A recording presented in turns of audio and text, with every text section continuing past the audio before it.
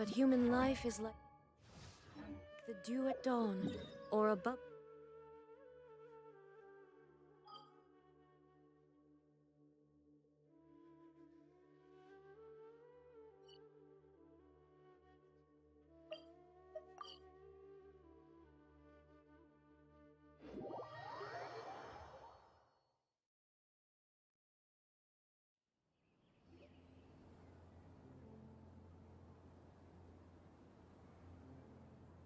How's everything going with your thesis?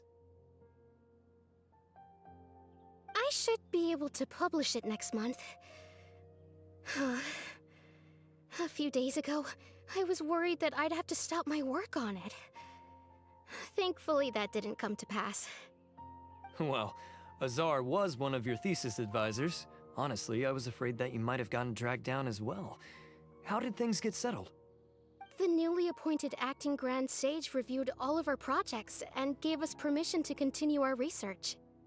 Acting Grand Sage? That sounds like a new thing.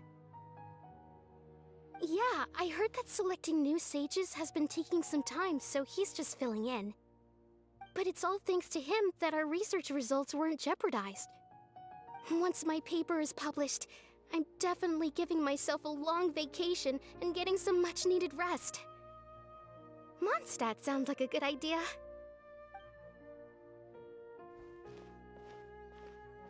They're really out of their minds, making Al-Haytham the acting Grand Sage? Take it easy, Professor. I'm puzzled as well. Just going by qualifications, you're one of our most preeminent scholars. I don't know why they picked a stripling like him. Fool! Do you think I'm angry because I wasn't chosen for the position? No! It's because I don't understand why they chose him! He was one of my students, but he rarely attended class. When I asked him about it, he retorted that self-study was better use of his time. What brazen arrogance, misery of miseries, for the academia to have him as the acting Grand Sage?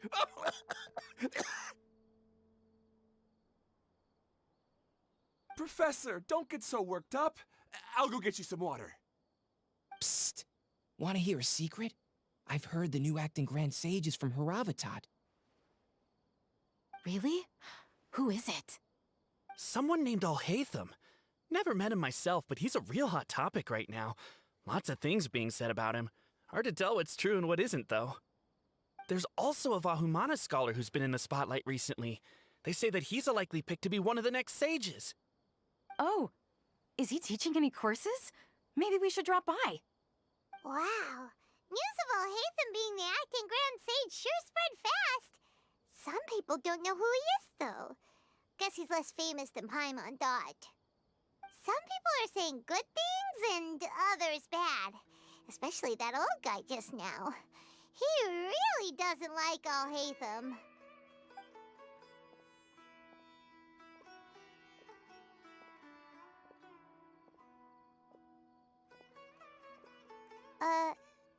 Hey, are you okay?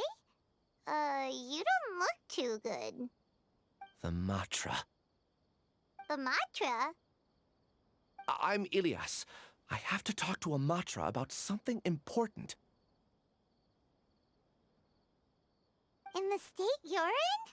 You shouldn't push yourself. Why don't you tell us what happened and we'll pass on your message to a Matra? No, I have to tell them myself. They are the only ones I can trust. Sorry, can you lend me your arm? This is an important matter. Failure is not an option. Since you put it that way, fine. We'll take you to a Matra.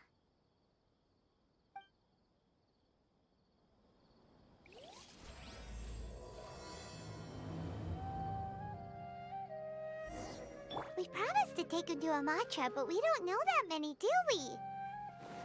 Oh, wait! Sino should be back at the Academia! Let's go find him!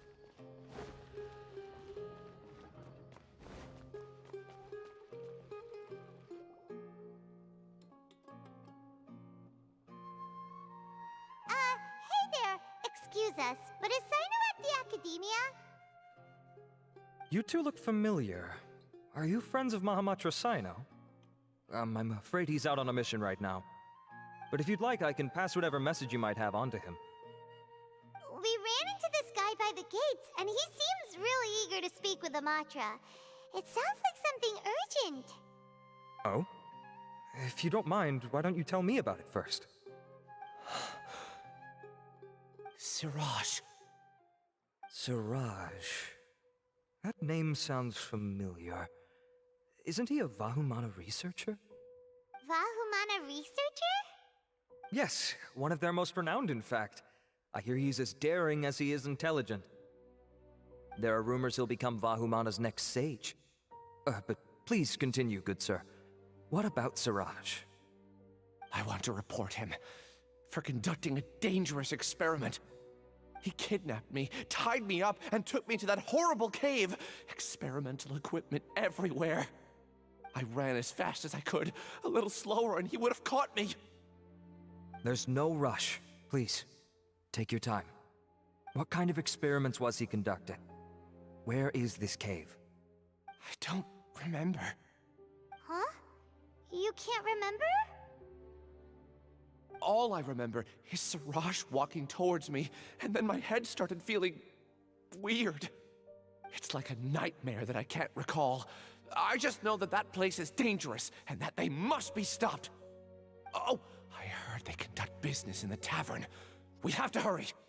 Even if what you say is... All right. I'll have some of my colleagues look into Siraj. But before that, I would like to administer the Matra lie detector test. You think I'm lying? Please don't take it the wrong way. This is just standard protocol. Sorry, but can you two wait out here a little while? We'll be back soon.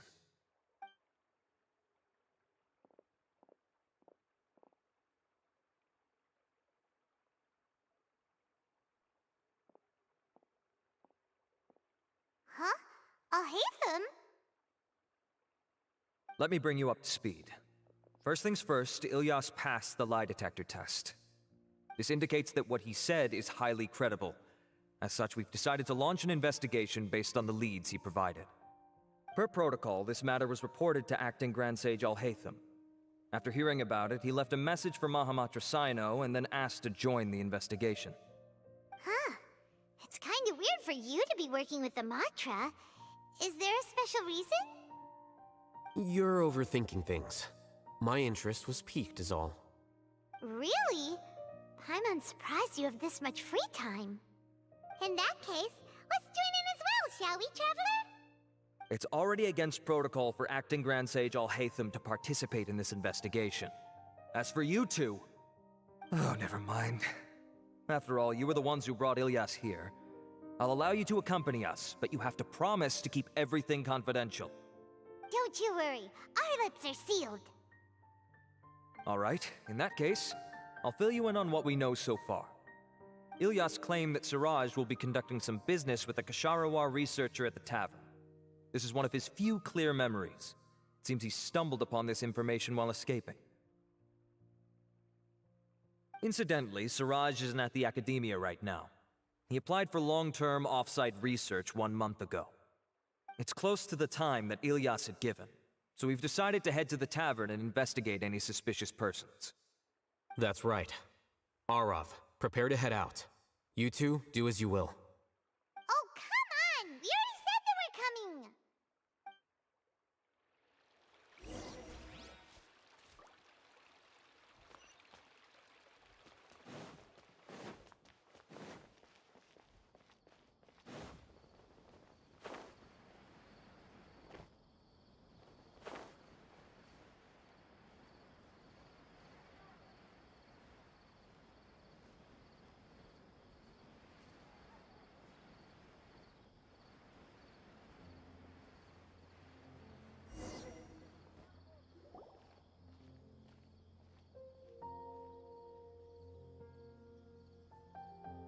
We're here, Acting Grand Sage Al-Haytham. What's our next course of action? Acting Grand Sage Al-Haytham? Looks like you haven't read any memos lately. The new Academia decree clearly states that even a sage doesn't have the authority to interfere with the Matra's actions during an ongoing investigation. If your superior were here, he wouldn't be asking me what to do. Instead, he'd be telling me to stay out of the way. You're right. Understood. Then please wait here as we lock down the perimeter and search for suspicious persons. Ilyas, please stay here. Acting Grand Sage Alhaitham, I'll have to trouble you with the protection of our primary witness. Sure. Though I'd rather he just protect himself.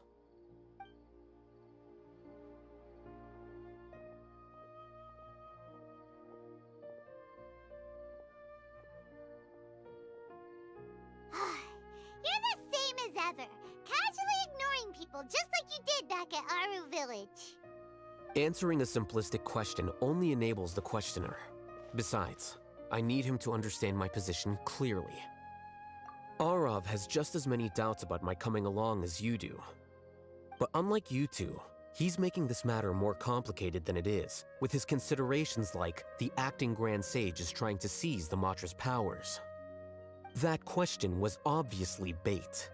The Matra were once under the influence of the sages, and so were often subject to these bureaucratic traps. The test was strictly unnecessary, though. I hope that our exchange will assure him that I won't interfere with their work this time. Why is this so complicated?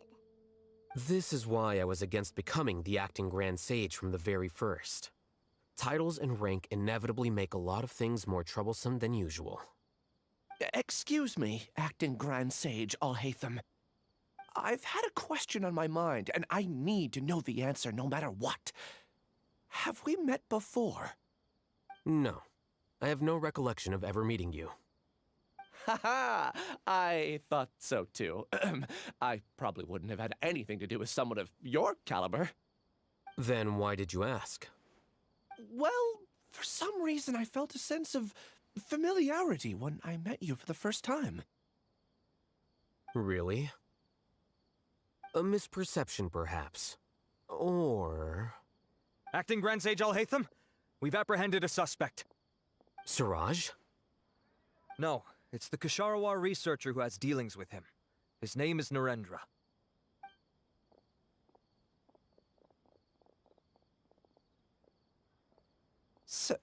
Acting Sage Alhaitham? Wait, can someone please explain what's going on? I admit that I did steal some mechanical components from the lab and sell them, but does something like that really warrant the personal interest of the Acting Grand Sage? What have I gotten myself into? I know I let greed get the best of me, but please, I promise that this won't ever happen again. I would like to ask him a few questions. Of course.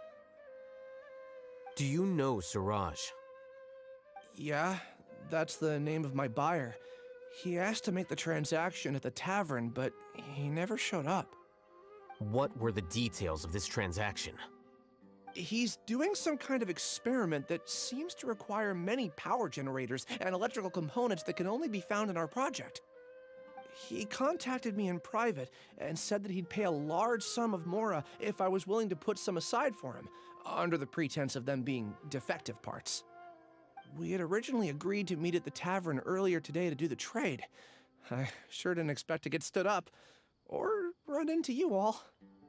Perhaps Siraj was aware that Ilyas might leak information, so he intentionally didn't show up. Whatever the case, it seems that this lead ends here. The good news is, regardless of what Siraj was planning, his progress will now be severely hindered by a lack of power generators and electrical components. We still have time to conduct our investigation. Do you have any more questions for the suspect? No. He's all yours. But I'd like to borrow Ilyas for a while. Oh, that's fine. We conducted a comprehensive lie detection exam, which showed that he has a genuine case of amnesia. We're not planning to pursue any further breakthroughs on that front. However, I am curious, what do you need him for exactly? I've read some papers regarding amnesia, and I'd like to try restoring his memories. I see. We'll be returning to the Academia then. I'll leave Ilyas in your care.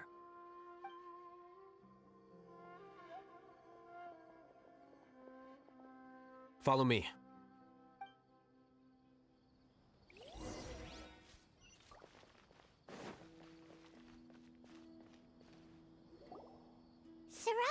didn't show up at the tavern, and Narendra didn't give us any leads. Ugh, that means we're stuck. Oh, Hatham, are you serious about seeing things through? Paimon's pretty surprised that you're this interested in the case. I thought you would have guessed the reason by now. Huh? Paimon has no clue. Hey, do you know? Yes, we were classmates. Oh, so that's why you asked to come along when Arav briefed you on the situation. So you're not here because you're interested in the case itself, but because you know the suspect? You couldn't be further from the truth, but I wasn't expecting much from you to begin with. For the time being, all you need to know is that we were once classmates. I became the scribe afterwards while he continued his academic endeavors. He submitted a thesis 1 year ago, and the Grand Sage at the time asked for my opinion. I did not approve of it because it committed one of the 6 cardinal sins by touching upon human evolution. From violating matters regarding human evolution to attempting the forbidden and fearing none, the 6 cardinal sins are the origin of all evil in this world. They are also what the sages use as a reference when formulating or amending the rules of the academia. My opinion was that Suraj's research was both overly naive and in violation of various core principles. The Grand Sage took some of my suggestions on board and ultimately decided to reject the application. So that's why he's buying energy sources and electrical components. He's most likely trying to circumvent the rules and conduct his experiment in secret. That sounds super suspicious. Oh, we gotta stop him. Ilyas, can you try to remember things again? Maybe something new will pop up. I'm sorry, but I've already tried many times. And no matter how hard I try, it feels like everything in my mind is shrouded in a thick mist. It is possible for a person to subconsciously forget some of their memories as a defense mechanism against extreme stress. However, these memories aren't truly lost, but merely sealed away. They can be restored with the appropriate stimulus. Now, try to recall things you care about. They don't need to be related to this case. Well, actually, I feel like I've forgotten more than just the memories of the time I was kidnapped and experimented on. The kind of person I am, the things I've done, I can remember some things, but I can't recall some others no matter how hard I try. But I do vaguely remember that there are 2 things that I have to do no matter what. Do tell. The first is to get my paycheck from the academia and give it to my younger sister in Gandharvaville. I'm not sure about the details, but it seems that I would send money to my younger sister every month to pay for family expenses. And the second thing? What's the second thing? I can't remember. Sorry, there's just so much I can't recall. Not unexpected. However, you're the only one who has seen Suraj and knows the exact location of his cave at present. As such, we'll do everything we can to help you regain your memories. Losing your memories must be really painful. But don't you worry, we'll help you get them all back. Oh, thank you so much.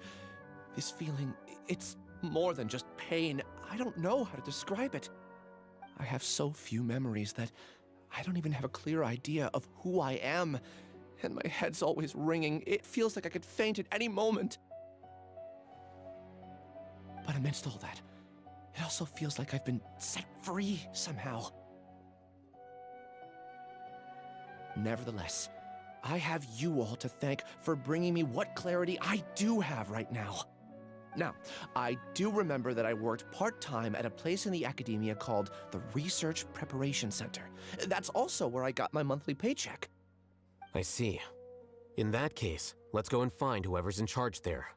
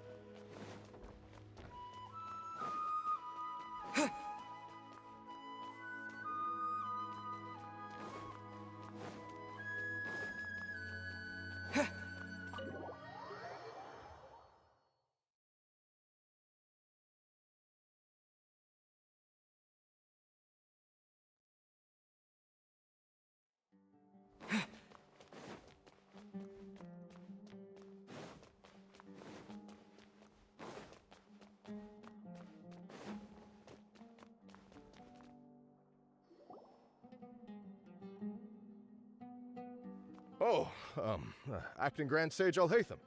I've sent this period's research expenses report to your office. Have you taken a look? Are there any issues with it? I did. Recent research expenses have decreased quite a bit compared to past figures. Yes, though that is primarily because there are fewer scholars with research needs. But that can be a rather convoluted topic. Might I ask why you are here today? I believe you know this individual. His name is Ilyas.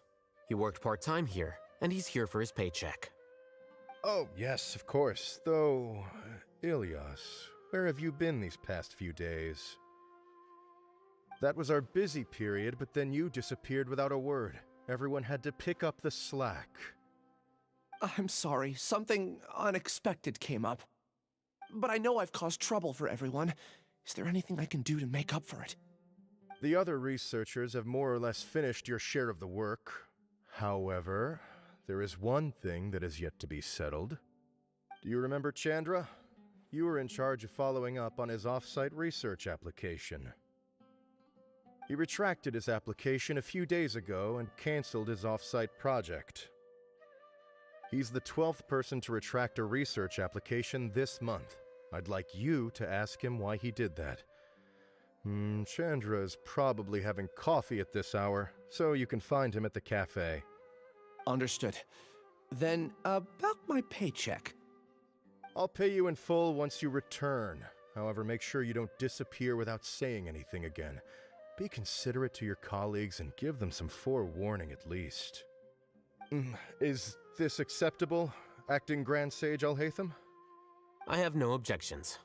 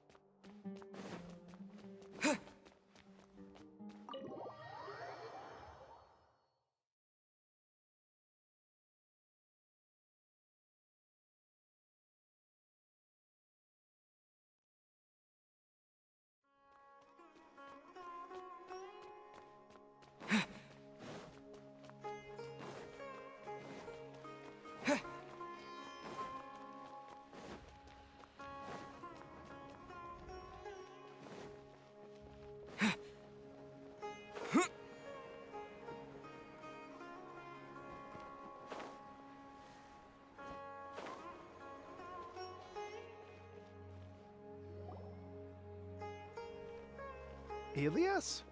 Long time no see. What can I do for you? I heard that you canceled your research project, so I'm just here to ask you why. Oh, that, it's really nothing special. I just don't feel like going anymore. I'm not the only one who canceled, right? I mean, people have had no motivation to conduct research lately, haven't they? No motivation to conduct research? Yeah. Say, who might you be? You look sort of familiar. Oh, don't mind me. Please, continue. Well, with the downfall of the Sages not long ago, many of the projects that they led were put on hold while they were being investigated. With the situation being so volatile, people are picking up random things to do to kill time. No one wants to risk starting any new research until it's clear how things will pan out in the future. When you say how things will pan out, you actually mean what the new sages would have interest in, right? Wow, talk about blunt. But that isn't the only reason for the lack of motivation to start new research. So what are the other reasons? Well, because the Akasha terminal shut down. I'm sure you're all aware that we require all kinds of knowledge to perform any of the research we do. Back then, the Akasha would respond to any of our requests for the knowledge we needed. It was beyond convenient. We didn't have to spend an extended amount of time studying, so we were able to immediately run various tests and experiments. I see. You get it, right? After having had a taste of something so amazing, who can be bothered to manually sift through data and files ever again?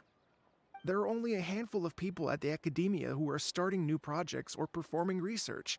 Most people are like me, waiting for a recognized researcher to start a project before immediately applying to join. Although our names will be further down in the paper, we'll have a much easier time. We don't have to do most of the mental heavy lifting. All we have to do is focus on our assigned tasks.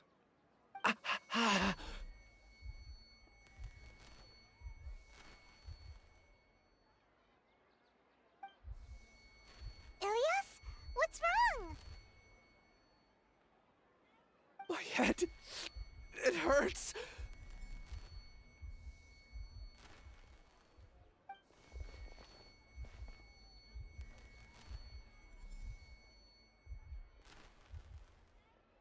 I remember now. I remember what Siraj said to me as he approached. You will become Siraj number 36. Fuse yourself with a consciousness under my control. Think only in accordance with a set module, like a worker bee in a beehive. Paimon doesn't get it. What does that even mean? It's what Siraj was researching and the topic of the thesis he had submitted. Collective consciousness and the path of evolution. Siraj believed that by achieving 3 objectives, he could create a collective consciousness in human society and drive humans toward their ultimate evolution. First, he would rank test subjects in descending order of ability, with number 1 serving as the Overmind. This Overmind would then divide tasks into numerous modules and delegate them to the collective's members based on their assigned number. Lastly, members would share their memories and emotions to facilitate the rapid exchange of information within the collective. Paimon still doesn't get it. What's the point of all that? Think of it as linking many minds together and tailoring a given mind's assigned work based on its compatibility. Eventually, everyone's minds will be consolidated into a new form of existence that is both an individual and an organization.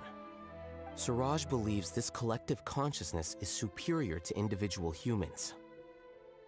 Whoa. Squishing a whole bunch of people together? Paimon thinks that sounds horrible. It's just as Al-Haytham said. Siraj gave all the test subjects different numbers. Bigger numbers meant you had a lower rank, so your assigned tasks were less complex, such as being responsible for everyone's basic needs. Smaller numbers were ranked higher, so you'd be given more complex assignments like planning for the future.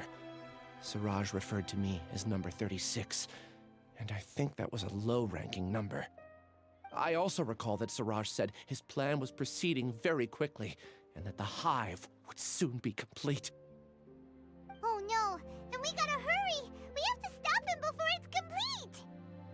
I tried my best, but that's all I can remember. I still can't recall where the cave is. I'm really sorry. Take your time. You'll eventually remember it all. However, something doesn't seem right. Some details don't add up. What's off? You were only designated as number 36? What a shame. From what I can see, your talents merit a smaller number. I'm not sure what Siraj's numbering system is based on. Anyway, we're done here. Let's go. Please, wait. I heard you all talking about Siraj just now.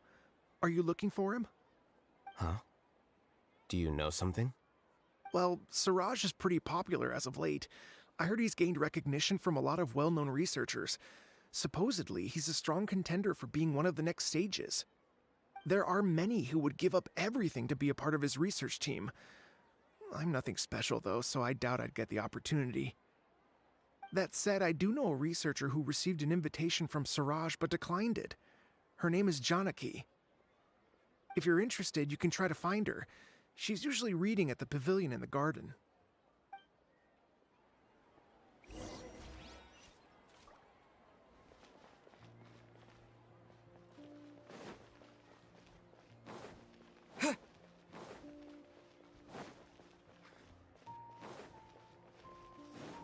None of the forecasts have been on the money.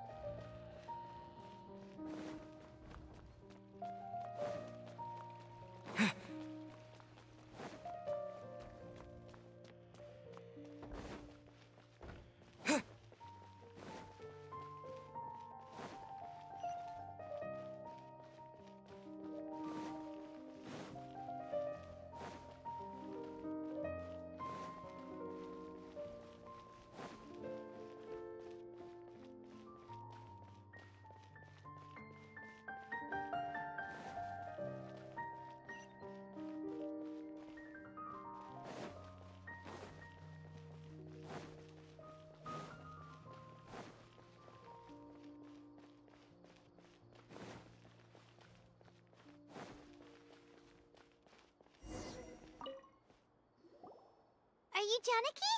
We'd like to ask you a couple of things about Siraj. Ilyas? Do you know me? I'm sorry, but I don't recognize you. Are you playing dumb with me? No, I'm not. I actually have amnesia, so I've lost a lot of my memories. And? Are you trying to say that I should forgive you just because you've forgotten what you've done? Or are you using the acting Grand Sage as backup to settle things with me? The two biggest loners teaming up. What a terrible thought. That's enough. There seems to be a dispute between the two of you, but I have no interest in that.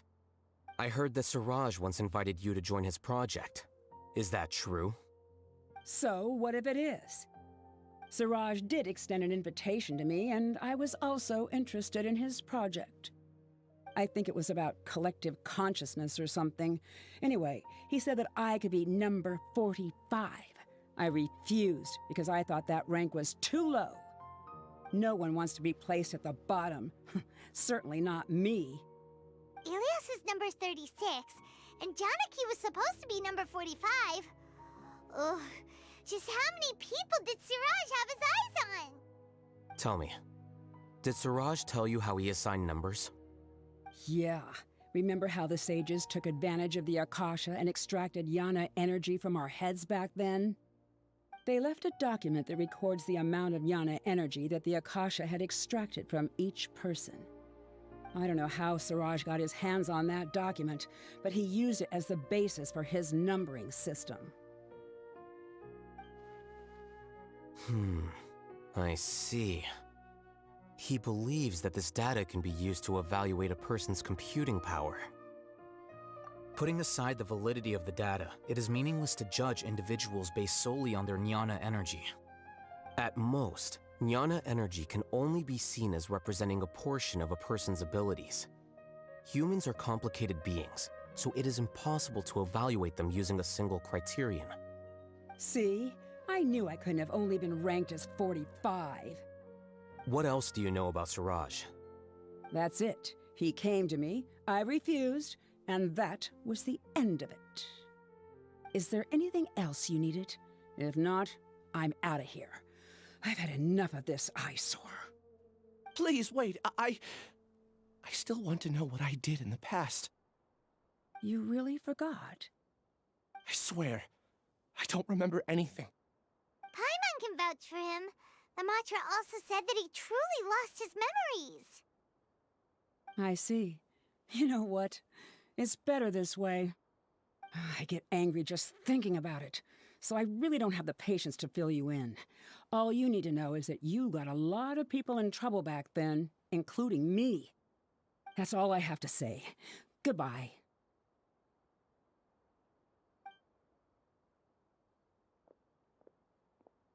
And she's gone. She doesn't seem to like you very much.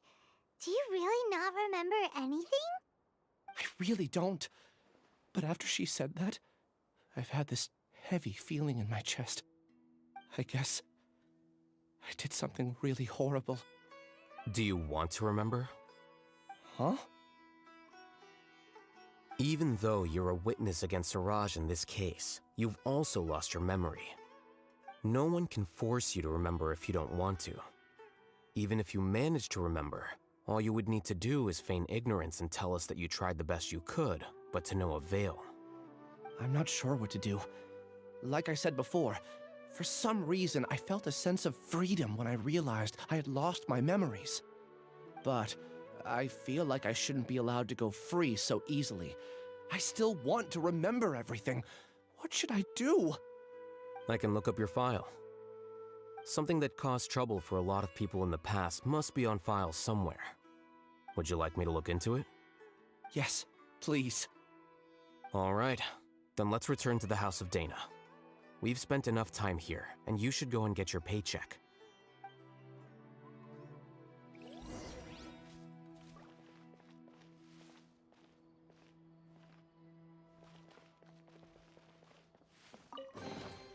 Is this an answer from this world? What?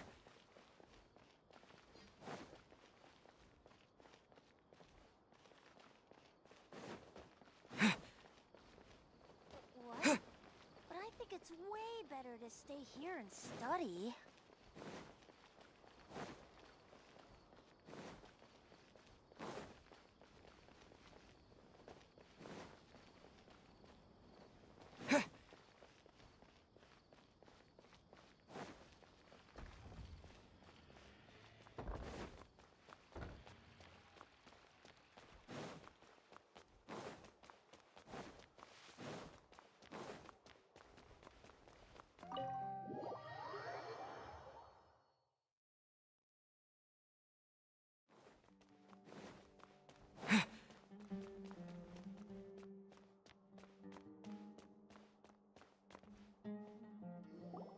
Let's split up for now. Ilyas, you go and deal with that. The rest of you, come to the archives with me. We'll meet back here later and then head over to Gandharvaville. Okay. Thank you all so much. Relax, Ilyas. Being nervous accomplishes nothing. That's true. I'm ready. No matter what I've done, I'm ready to face it. I'll also try my best to remember anything else related to Siraj. We'll put an end to all of this. I'm holding you to that. See you later.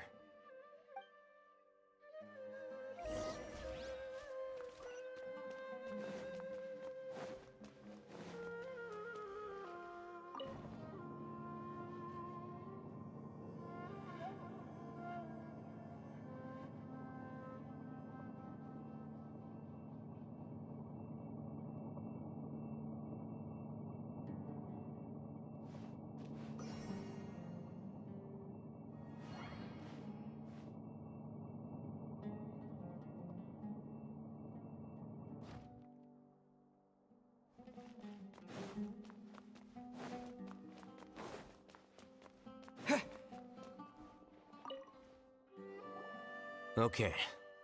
The important files from the last few years should all be here.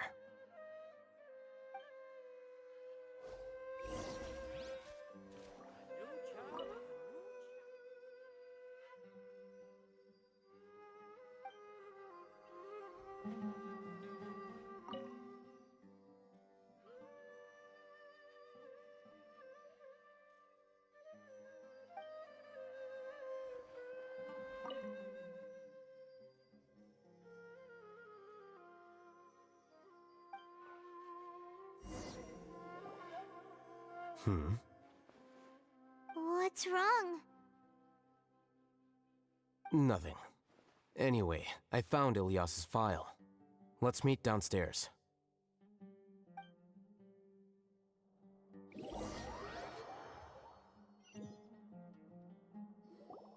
What have I done? This file indicates that you were once commended by the academia for your courage and sense of justice.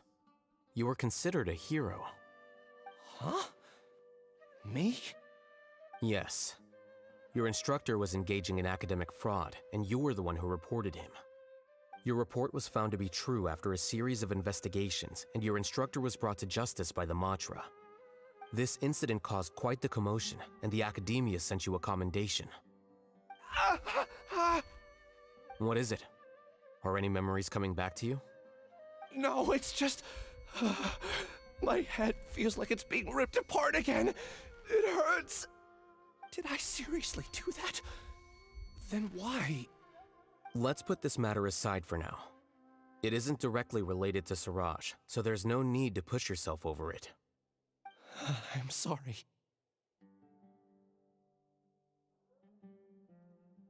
That should have been something good to hear, but my body is instinctively rejecting it. I feel like I'll black out if I try to remember. Take it slow. Recovering memories is no easy task, especially when it involves memories that you don't want to remember. Just do what you think is right. Thank you. I'm not sure how you're so calm and composed all the time, but it does make me feel more confident about the situation I'm in. Let's head to Gandharvaville and deliver Ilyas's paycheck to his sister. Come on!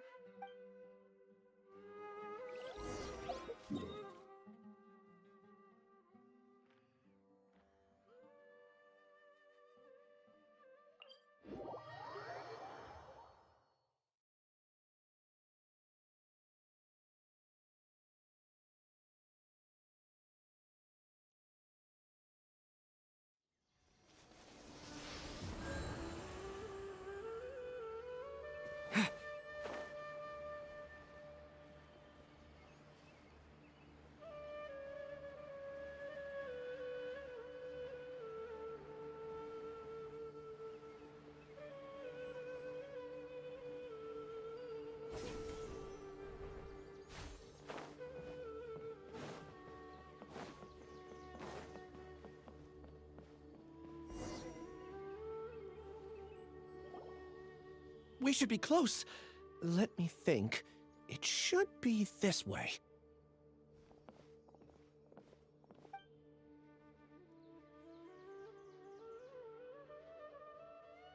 Ilyas, what are you doing back here?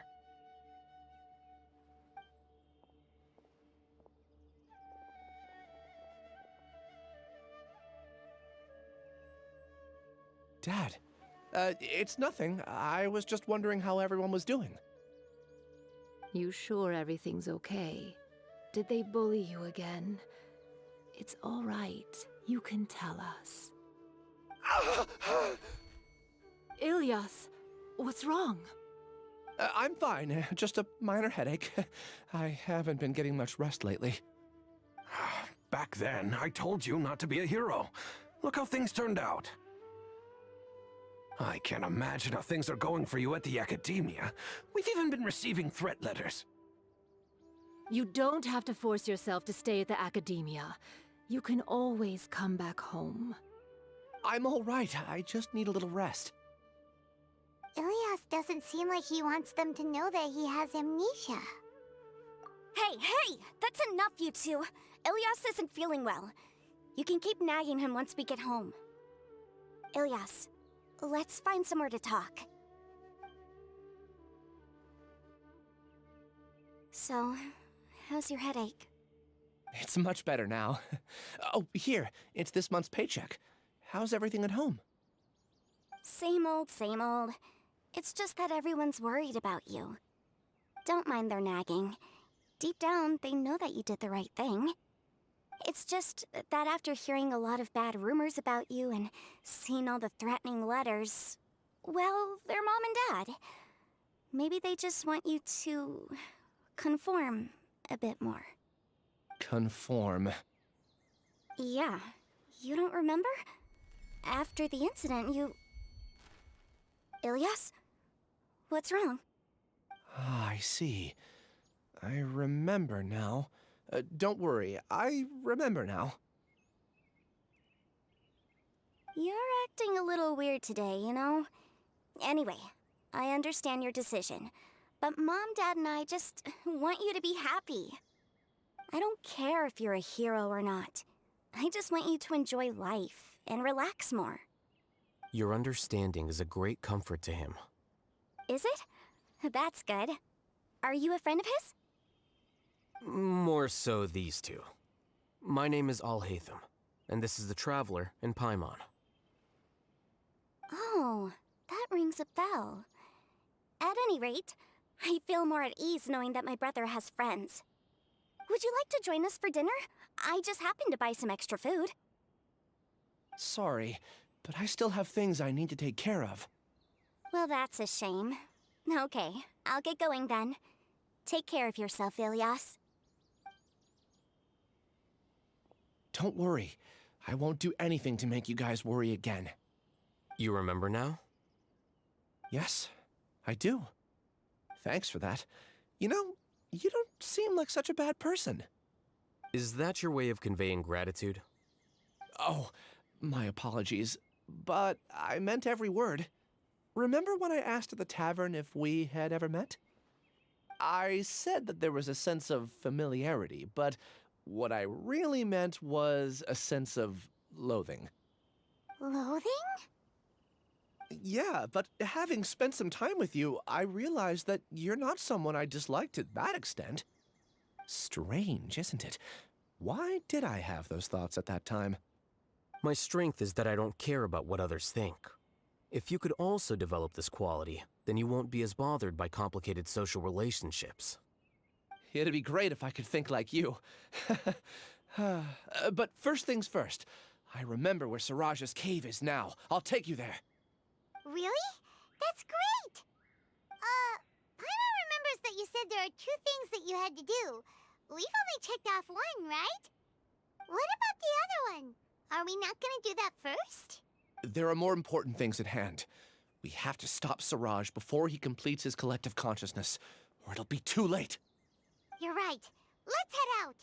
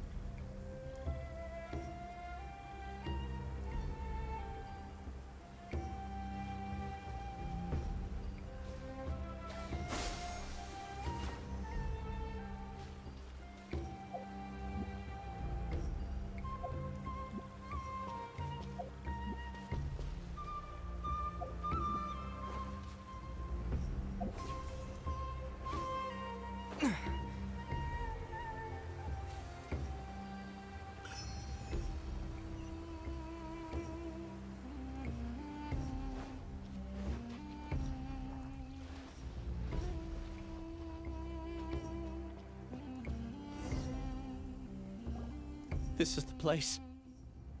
It's so well hidden. But there's nothing spooky about it. Let's go inside and take a look.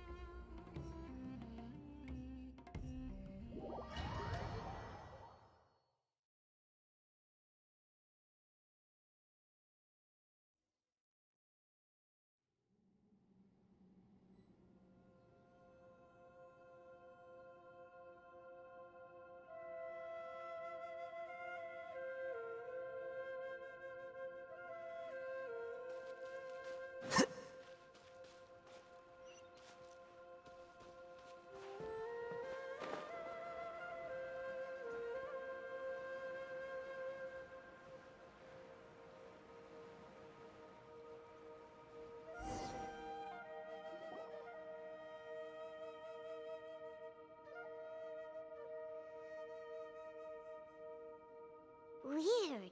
It's bigger on the inside than Paimon imagined. Are you sure it's still a work in progress? Ilias, do you remember this place? Huh? Ilias! Where'd he go? I don't sense him nearby. Did he get separated from us? Should we wait here or turn around and look for him? There's no need for that. Let's keep moving. Alright. We'll continue in and see if he catches up to us.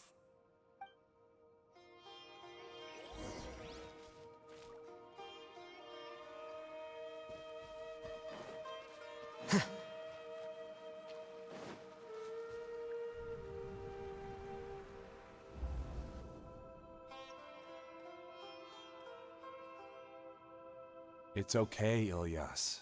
You've done more than enough for me already. I don't understand. Everyone knows that Johnny is stealing your research. Why is no one willing to go public with the truth? He shamelessly used your thesis to send in a project application, and whenever the project hits a wall, he asks you for help. Everyone knows what's going on.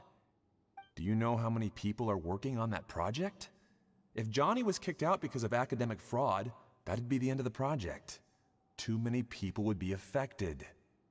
But he's obviously taking advantage of you! He throws you the hardest work, and after you're done pulling all-nighters, he struts around with your research data and takes credit for it. That's not right! Why are you putting up with this? A lot of people warn me to not say anything, and I think they have a point. This is just how things are. All I want is to graduate without any problems. It's okay. He's at least paying me. Half a year of your time and effort. Countless all-nighters and casual threats and insults. All for a measly 20,000 mora? He's treating people like cattle. Enough. It's fine. I just need to suck it up and get it done.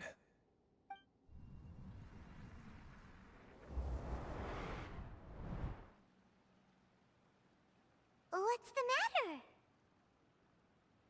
Huh? You could read minds this whole time and you never told Paimon? Of course not. I was also able to see those memories just now. They were probably the ones that leaked out while Ilias was connecting to the collective consciousness. Connecting collective consciousness? It's clear that this place isn't a work in progress. The hive has long been finished. The collective consciousness project is already complete, and Ilias is now returning to the collective. Not entirely. Keep walking and you'll see why.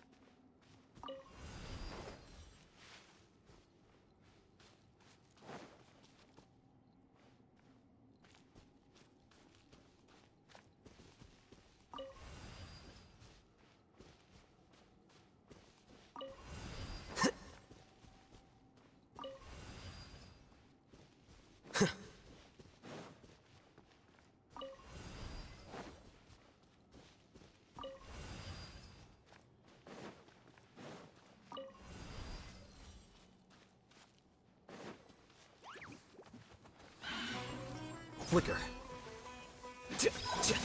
Illusion ship. Insult. Lay waste to the wicked!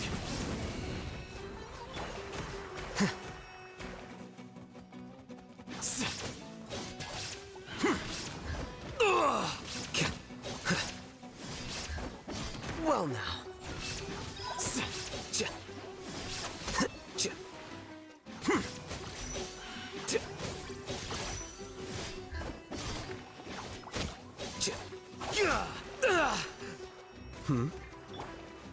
Think you can bully me?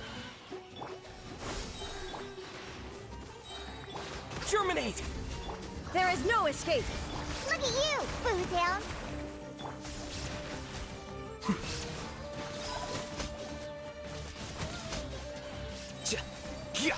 A process of elimination.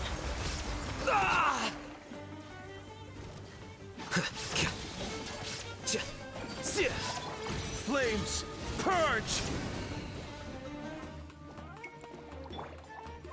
Inazuma shines eternal!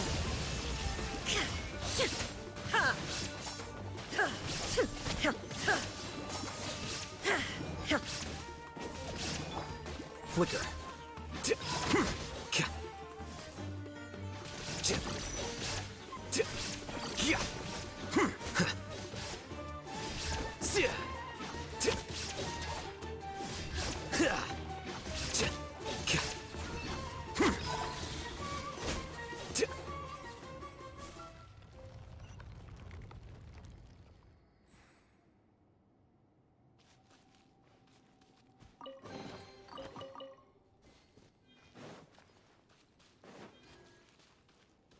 It's completely different from what Ilyas said. This place looks like it's been done for a while.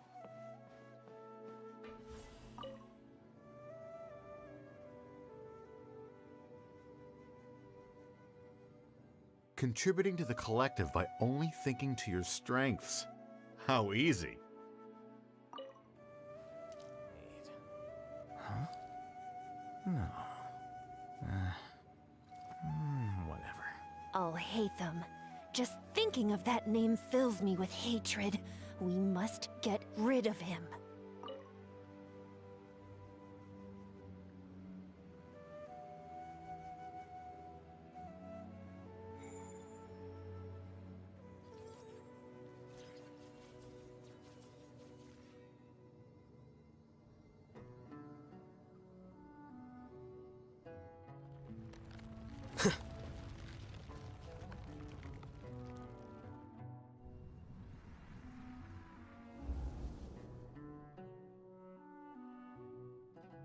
An entire year's worth of work down the drain. And for what? Your reputation? Do you have any idea how many people you've brought down? You could have played hero any time, so why couldn't you have waited until the project was complete? I don't understand what you guys are saying. Are you saying you don't care that Raju jumped to his death? It's a shame. What happened to him? I thought he was stronger than that. Everyone has been working hard to complete the project. He could have endured for a bit longer, but he chose now, of all times, to... In any case, we're done with you. Because of your recklessness, the Matra are putting Johnny on trial. This project is done for. None of this affects you at all. But do you know how many people, myself included, needed this project to complete their studies? Now our futures are up in the air. If worst comes to pass, we might not be able to graduate. Do you understand now? I'm sorry. There's no need for an apology. It's not like I'll accept it anyway. You'll pay for this.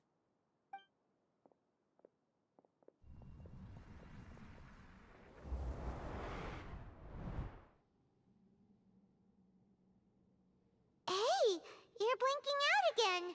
What did you see this time? Don't jump to conclusions just yet. Save your words for when we see him.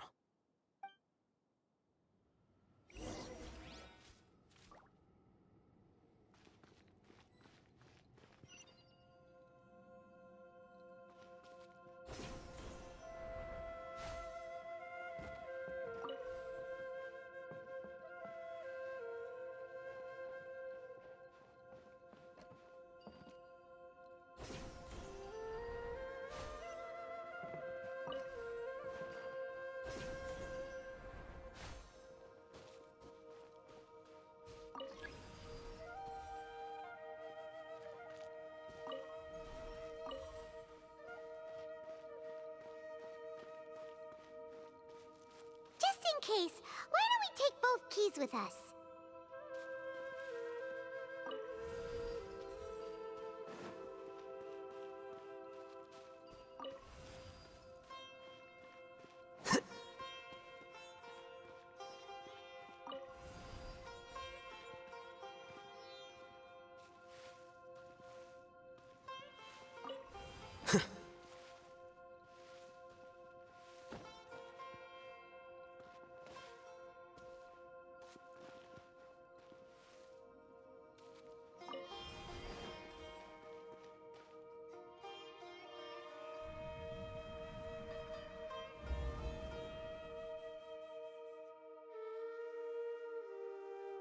Alias, this is all very strange.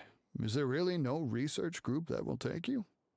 Well, to pass this course, you must complete a paper with other researchers. I know you're a hero for fighting academic fraud, but well, we can't make exceptions for heroes, now can we?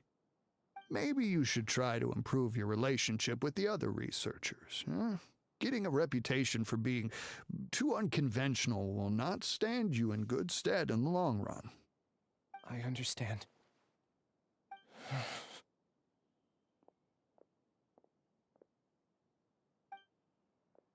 You seem troubled. Who are you? Where are my manners? My name is Siraj. Siraj? I've heard of you before. Do you need something from me? The world hates people who don't fit in. I imagine you've had your fair share of trouble. After you reported Johnny for academic fraud, you were ostracized and shunned. Even your family can't understand your actions. However, I'm working on some research that will help you merge into a collective. That way, your life won't be so dolorous. How about it? Wanna have a go?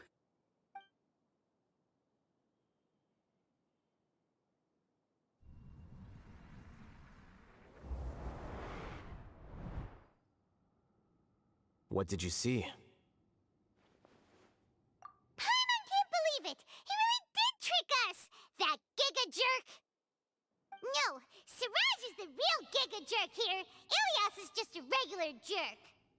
Ooh, Paimon's so mad! We're gonna find him, and we're gonna make him explain himself!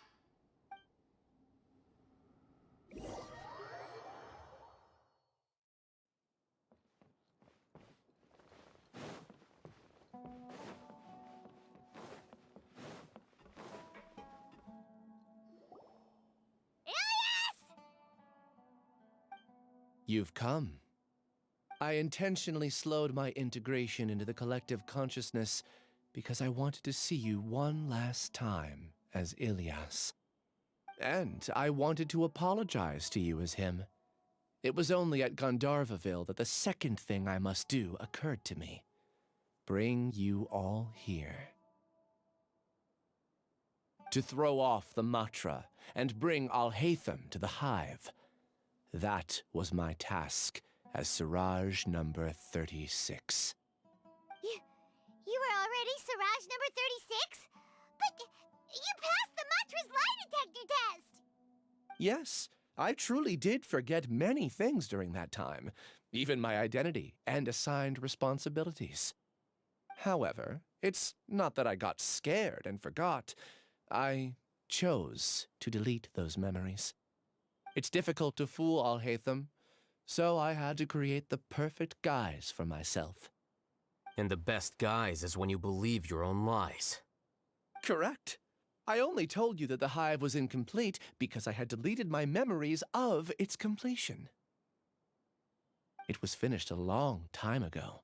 Before I left, I was already living as number 36. Now, I choose to return to that identity. Only here can I be truly free.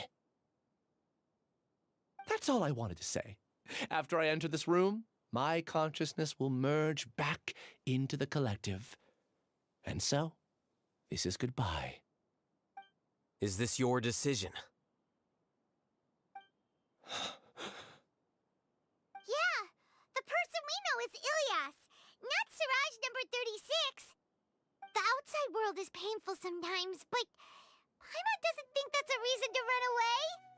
Do you need more time to consider, Ilyas? Hey, who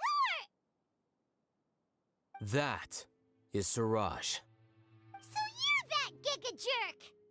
Giga jerk? Huh, how bold of you.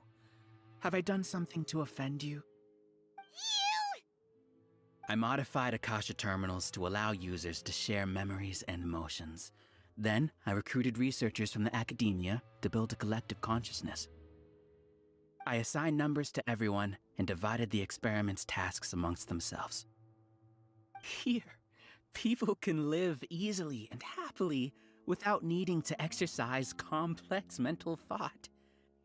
This is what they have chosen. All I've done is fulfill their wishes. You're just trying to justify yourself! Then I ask you, what's the difference between here and the outside?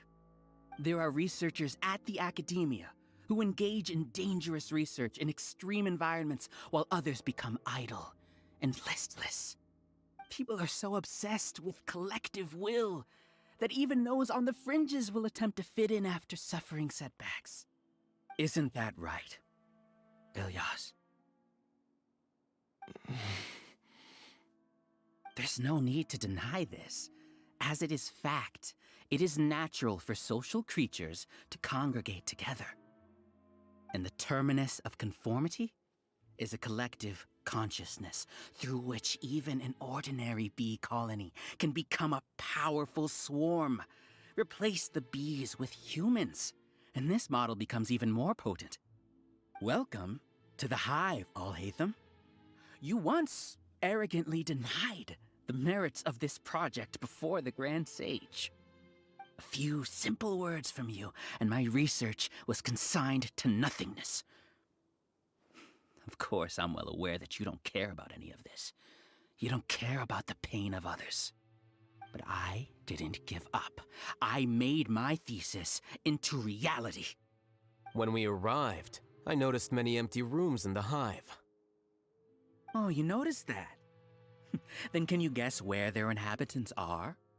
The answer is the academia. They're executing another phase of the plan.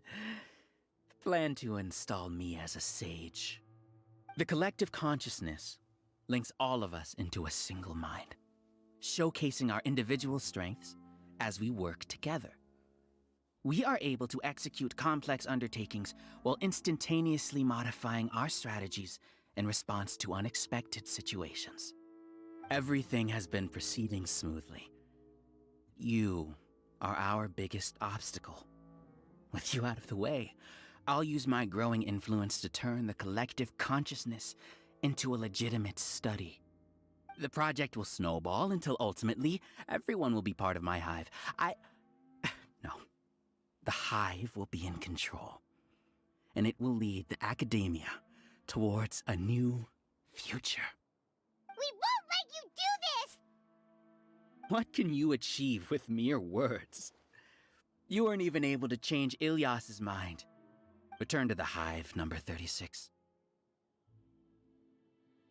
Yes. Wait! Don't go back! Look! There are lots of people out there worried about you. And you aren't an outcast. Aren't we your friends? That's easy for you to say, given that you're travelers. Will you two continue to stay at the academia? When you leave, tragedy will repeat itself. Return, number 36. You know as well as I do that comforting words don't make life any easier. Ilyas? Why? You two are just as arrogant as Alhaitham.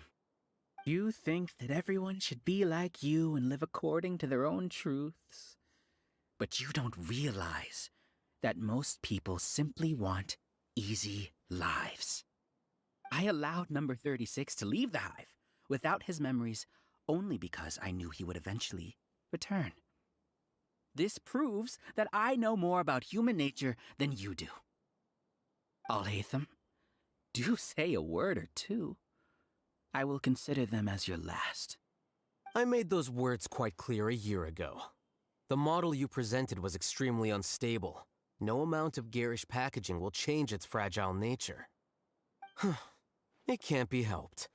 If you were clever enough to realize those problems, then you would have been aware that the Hive changed when Ilias returned to this collective consciousness of yours. What? What's happening? The collective needs motivation to execute its plans, just as machinery requires energy to operate. That's why you, as the Overmind, synchronized your hatred of me into the collective, prompting them to create and execute a plan to eliminate me. However, when Ilias returned to the collective, his memories and emotions were shared with the rest of its members. This includes his perception of me. Thanks for that. You know, you don't seem like such a bad person. Strange, isn't it? Why did I have those thoughts at that time? This contradicts the hatred you had provided them, and these two differing emotions will give rise to new conflict. So that's it. Wait, so you knew that Ilias would return to the Hive? And then you pretended to keep him around just to fool Siraj. Wouldn't expect any less from you, Alhaitham. Once the collective consciousness bugs out, we'll take that opportunity to... wait. It's back to normal already. Alhaitham, I told you. You're too arrogant. Did you really think that your little scheme would be enough to destabilize the Hive? Ilias's return had indeed introduced abnormal emotions into the Hive, but such a meager drop cannot give rise to waves. Your struggle has been in vain, and it's time to end it. Allow me to show you what makes the collective consciousness so formidable. So many monsters. Where did they come from? And something feels off about them. I also integrated monsters into the collective, though I ranked them last. Even so, they are part of it.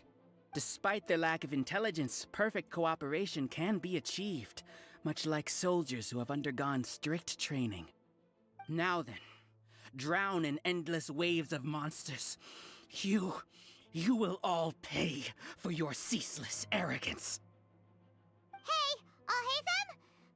Your plan didn't work, so what do we do now? I've already sent my gift to the collective. It'll take some time for the recipient to receive it. You two just need to brace yourselves for the nuisance in front of us. Well, alright. Paimon doesn't know how you get so... Illusion shattered!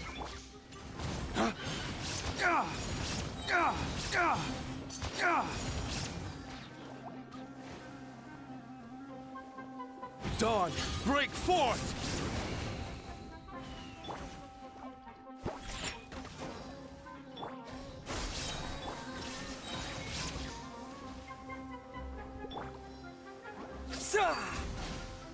Diana Special! There is no escape! Scatter! Alhaitham isn't that bad of a person. But it has to be done. He must be eliminated so that we can evolve.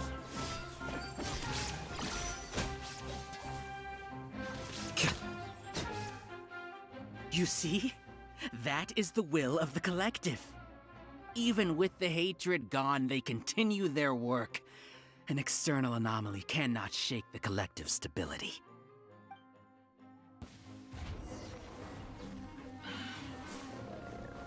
Well now.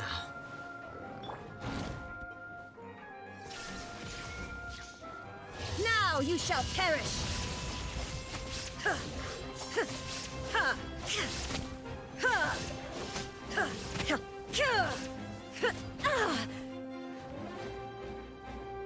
Illusion shattered! Lay waste to the wicked!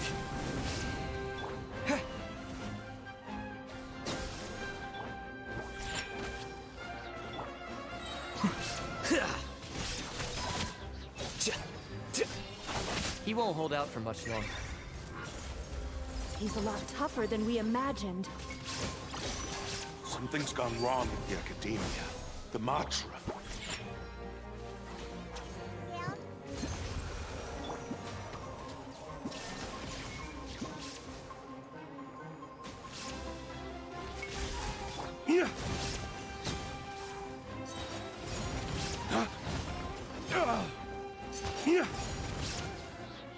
Dawn, break forth!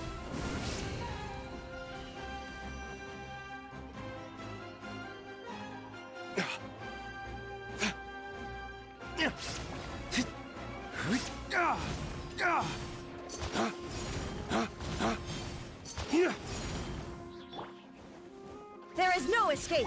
Propagate!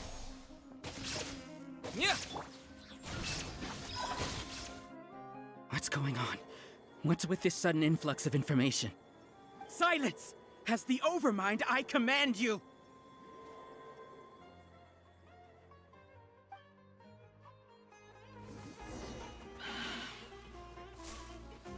Scatter!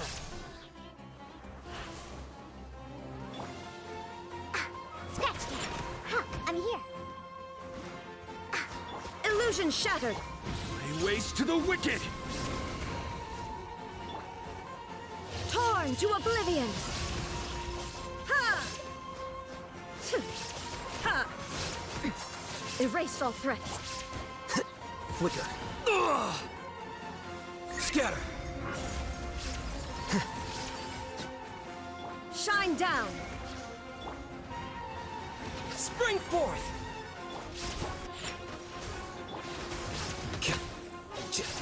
Can't handle your drink, huh? Here you are.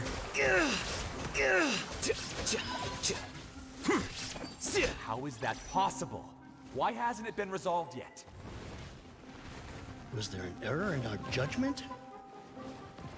The will of the collective cannot be wrong. The Overmind must have made an error in his judgment. But Siraj is the most intelligent among us. He is #1. His judgment is the optimal one. Is that true? No, not necessarily. Illusion shattered! Scratch that! Think you can bully me? Huh, I'm here. Inazuma shines eternal! The thunder falls silent.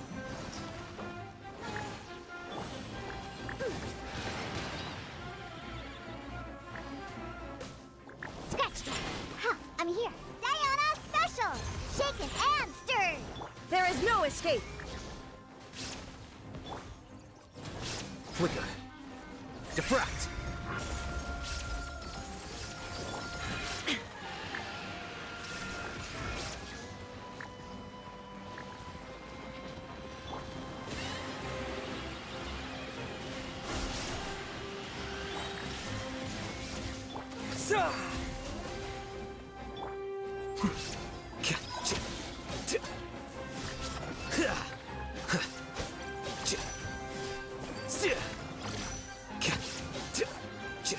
Dawn, break forth! Think you can bully me?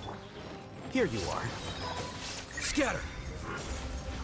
Can't handle your drink, huh? Shaken and... Shine down! Now you shall perish! Ha!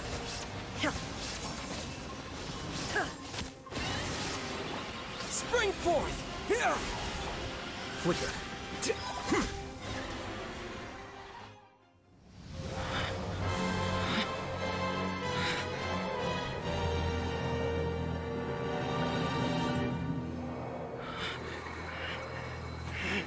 What have you done? Calm down. Don't you have an easy way to figure this out? You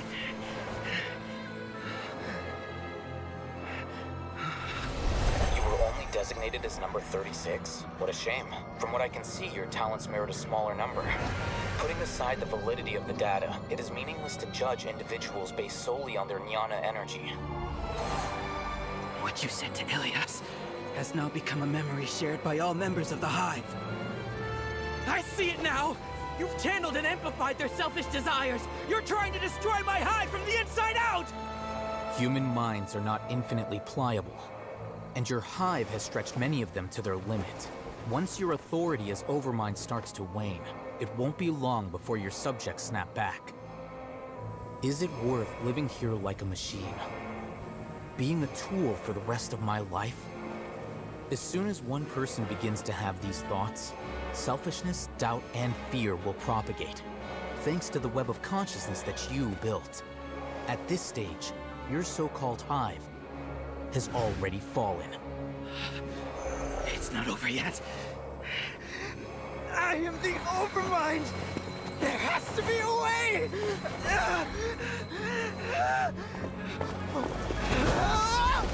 It's too late. Once the desires of the hive accumulate, beyond a certain threshold, they will kill their king. I wouldn't have suffered such a disgraceful defeat if I was the Overmind. My number shouldn't be so far down the list! Siraj is a liar! This isn't what we agreed to! I should be the one in your position!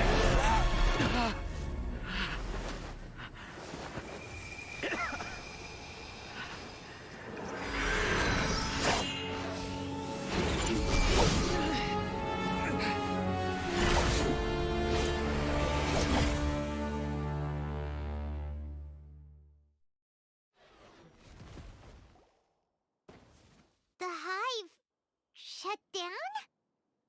What happened just now? Members of a collective consciousness are more likely to reach a consensus because of their shared memories and emotions. For example, Ilias did have differing perceptions, but he ultimately followed the collective consciousness's judgment. However, this system is far from perfect. Based on this logic, the collective consciousness will generate an intractable diffusion effect upon encountering negative emotions. The disturbance that Ilias caused wasn't for naught. It made the collective question the Overmind. Setbacks in the plan further amplify doubt, which diminishes the Overmind's influence. This inevitably causes the collective to generate negative emotions. Apprehension, disappointment, panic, avarice. These negative emotions can be very well hidden, as humans generally do not share completely transparent channels of communication. But in the hive, where there are no secrets, negativity can spread like a tidal wave. Of course, what I said to Ilias was the trigger for all of this. A few words were enough. Believe in the power of words, Siraj. You were already thinking of a way to destroy the collective consciousness. Even back then. You knew that Ilias was the bait all along? But how did you know? Since when? I knew it from the moment I saw him. Moreover, I never looked down on you. My opinion of you has always been objective. You have a naive view towards the concepts of collective consciousness and human evolution, but you are intelligent and disciplined. You would never let a test subject escape. Mistakes like that are beneath you, and you also won't leave any mistake without a resolution. I never thought I'd hear those words come from you. But if you're saying that out of sympathy, spare me. I know very well that you've never viewed me as an equal. When you were with us, you always had a distant look in your eyes. You don't need to hide it. I know it better than anyone else. The arrogance that comes with being a genius. Nobody likes being treated like that. Your perspective is entirely born from your habitual way of looking at things. From your perspective, you probably think I'm like you, someone who doesn't fit in. However, I've never placed myself on a pedestal. I just want to distance myself from meaningless noise and look at everything objectively. On the other hand, you have failed to come to terms with who you truly are. You care too much about winning and how others perceive you. You mean to say that I'm the arrogant one here? Is that not so? Arrogant and emotionally fragile. You view people as a simple, mediocre collective, while you regard me as one of your kind. Regardless, I have lost. You can take me back to the academia to stand trial. You will stand trial, yes. But arresting people isn't in my job description. I'm just an ordinary staff member. I believe it is the General Mahamatra's duty to escort you away. Sino? What are you doing here? I followed the symbols. Looks like things have already been settled.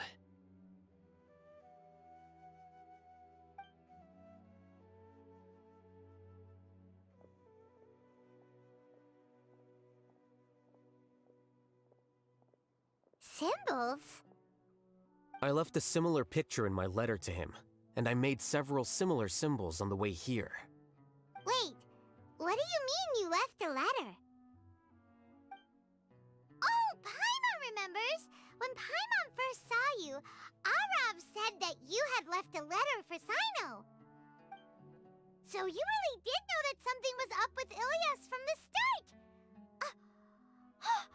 You lied to us too! It'd be best if you didn't spout nonsense. I never employed any mode of trickery on you. By the way, I came across some information at the Academia a few days ago. If you practice the method discussed therein, your vision may improve. Do you need it? Seriously?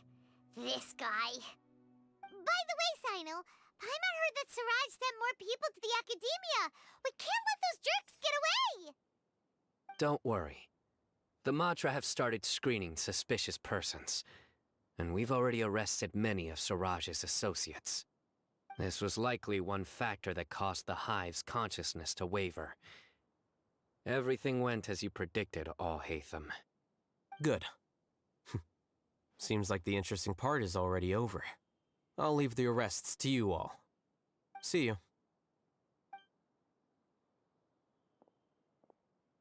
And off he goes. There still are a lot of test subjects here, so let's stick around for a while.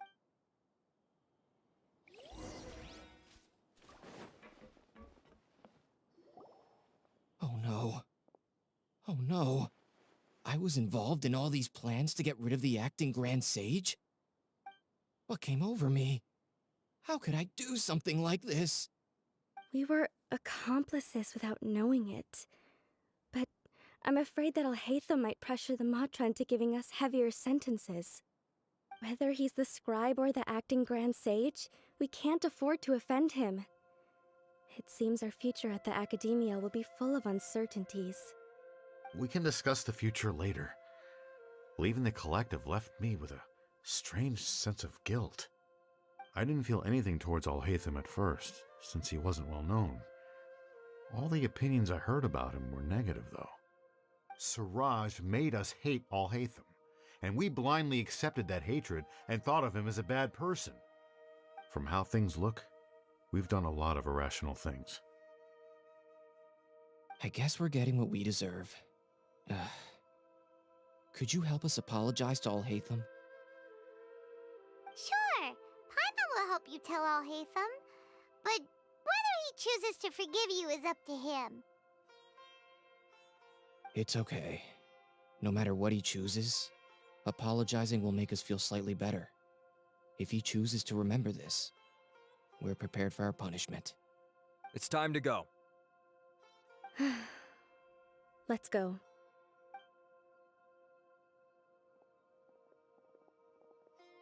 So, were they all duped? We can ask Alhaitham about that later.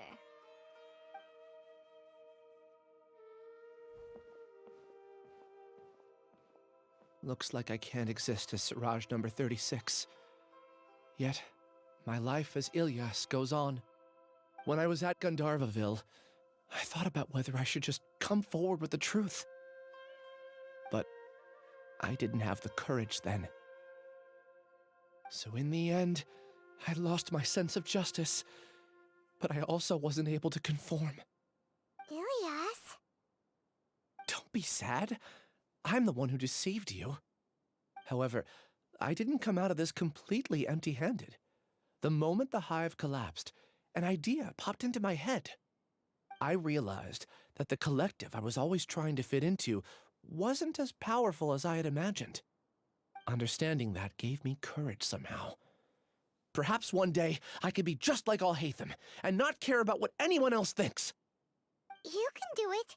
Paimon believes in you. Thanks. Well, I should get going. I'm one of the primary suspects in the case, so I'll have to receive my due punishment. Can you keep this a secret from my parents and my sister? I just don't want them to worry. Also, please apologize to Alhaitham for me. Goodbye, you two.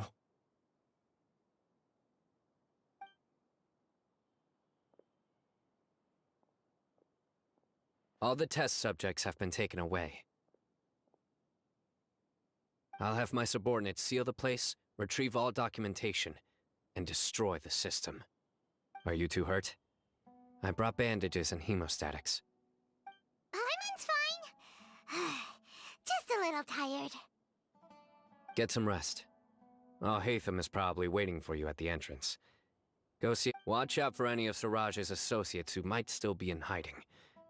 If you encounter anything you can't take care of, come find me at the academia. Okay, you stay safe too, Sino. Let's go meet up with Alhaitham.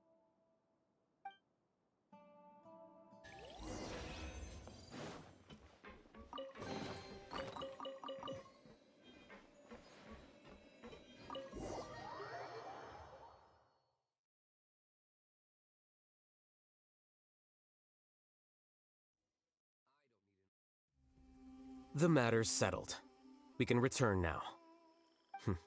I actually thought it would have been settled sooner. This took much longer than I expected.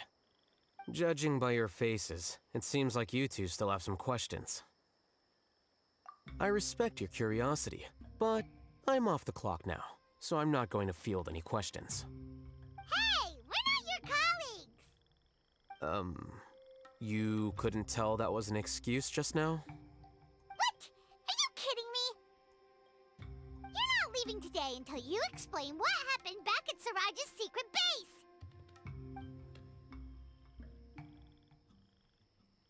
See ya. Hold it right there! Are you done? Your behavior is reminding me of some other people. Stop changing the subject!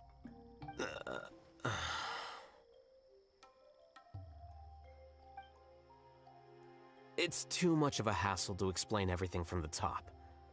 You know what? Come with me. Where to? You'll know when we get there.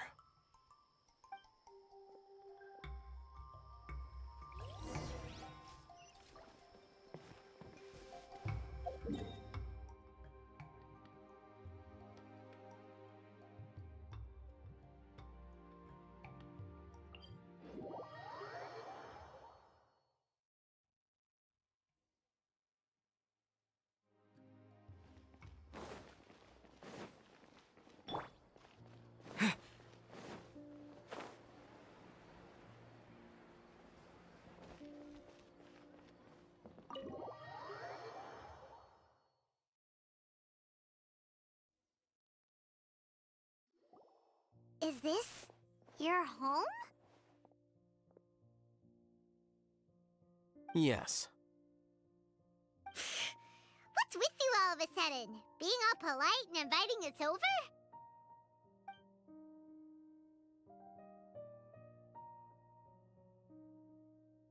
Ah, you're back. Quick, come help me see if this painting's all straightened. Huh? Who are they? Stop making a fuss. They're obviously guests. You're not from the academia, are you? I'm unsure she's seen you before. You're that person from that time in that one place! Wait, what? How do you know me? Oh no, do people know that I live here? What? You're embarrassed only now of all times? Oh, you guys are roommates! Yes, we are, but keep that to yourselves. Please, don't tell anyone else. I keep a few books on collectives and the subconscious here at home. I'll get them. You all chat in the meantime.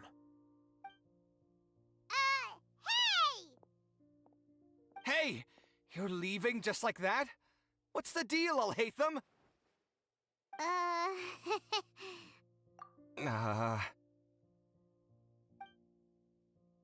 Sorry, I know we've only just met, but I have to ask. Are you, you wouldn't happen to be actors that Alhaitham hired to pretend to be his friends, would you? What? Guess not. I've never seen him invite friends home before, so please excuse my surprise. You guys get it, right? You know, with his temperament and stuff. But aren't you his friend? I wouldn't say friends exactly. Okay, well, we used to be, but we're not anymore. Huh? Don't worry about it. My name is Kaveh. I'm sorry to have met you under these circumstances. Anyway, please don't say anything about me living here. You seem like you got a lot going on. So maybe Samora will make Paimon shut up. Are you serious? How could you? Of course. You're Alhaitham's friends. What? That was a normal response. You exposed your own weakness. Still, why do you have to treat me like he does?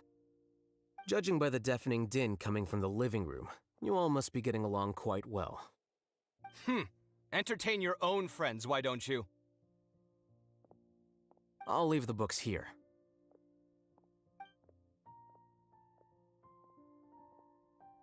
Paimon's dizzy from reading. This is way too complicated. Why don't we just ask questions instead? Paimon wants to know, oh, how did you know about the collective consciousness's weakness? A year ago, Siraj presented his thesis to the Grand Sage, who offhandedly asked for my opinion. I actually responded with 2 lines of reasoning. The first, as I've already said, was that his research was on human evolution, a subject prohibited by the academia. The second was that I thought the direction of his research was too extreme, but his approach too conservative. Wait, that's too conservative? He built such a large lab, gathered all those people, and even tried to get rid of you! One way to stabilize a collective consciousness is to remove the test subject's humanity altogether. The optimal solution to achieve collective consciousness is to focus solely on the overmind and treat the other test subjects as tools. That's way too dangerous! You're not seriously considering that, are you? 'Cause, whew. I'm merely stating the facts. If Siraj had done that, I would have felt his work to be just as senseless. It's impossible for any species to evolve overnight, and humans without their humanity cannot be called humans. That's why the academia prohibited research into human evolution. Most research of this kind tends to run contrary to evolution. Huh. Paimon gets it now. Ha! That's rich coming from you. If humans aren't humans without their humanity, then you'll probably evolve into some other species in another decade, I wager. What about you? Are you going to devolve into a fungus? At least I'd be a fungus with empathy. Sorry for eavesdropping, but what happened to you guys? Are you in trouble? Sort of. We encountered a strange researcher that had it out for us. Are you all okay? Huh. So that's how things went. Such is life. If only he'd known, Alhaitham could have stayed indoors today, and the whole thing could have been avoided, right? Plus, he could have helped me with the housework for once. See those books? They've been sitting there waiting for someone to sort through them for an age. If you're not gonna read them, tidy them away. They don't belong there.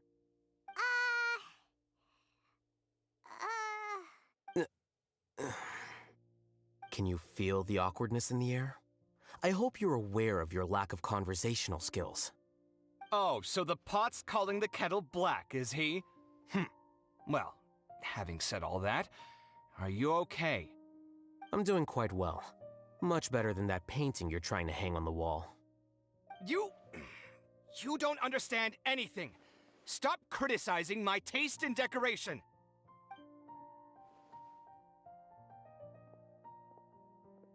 Paimon can't tell which of them is more problematic. Let's just get this over with and leave. You whisper very loudly. Oh, yeah, Paimon's been told that. Do you have any more questions? Let Paimon think.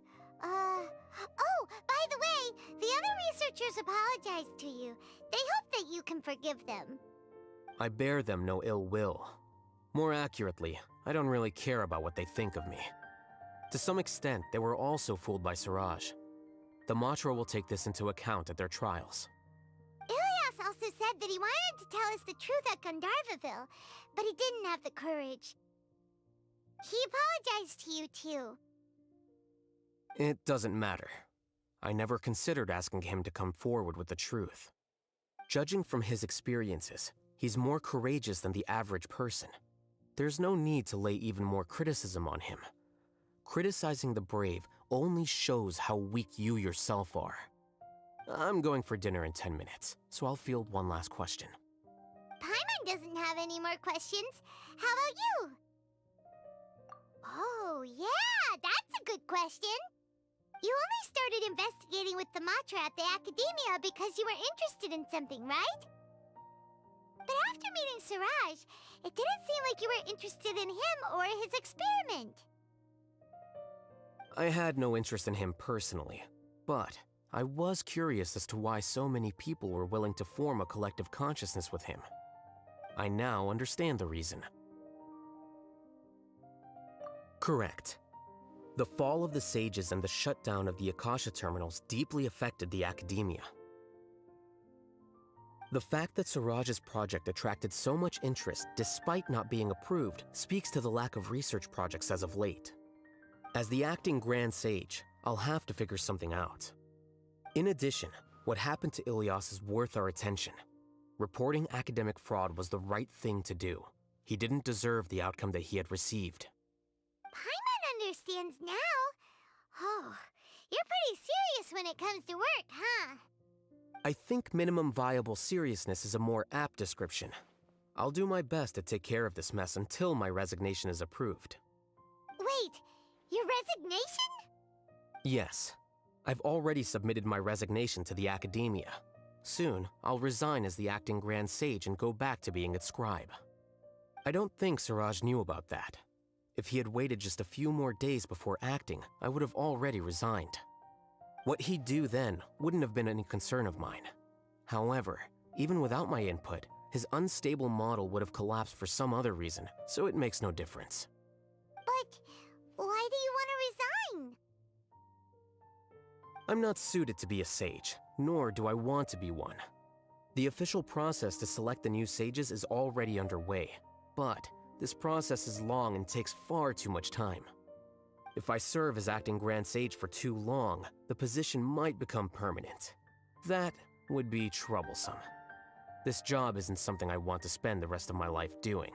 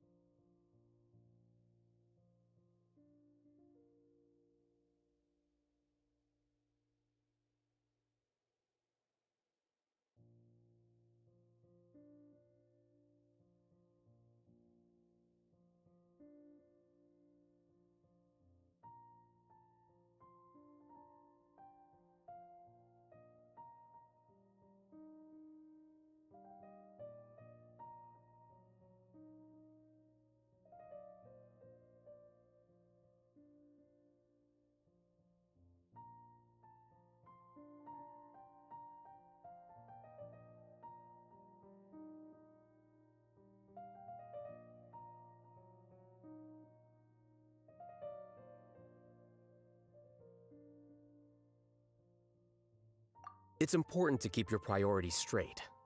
Well, it's about time. You two should grab some dinner as well. Oh, now that you say that, Paimon's kinda hungry. See ya! We're gonna grab some yummies! See ya.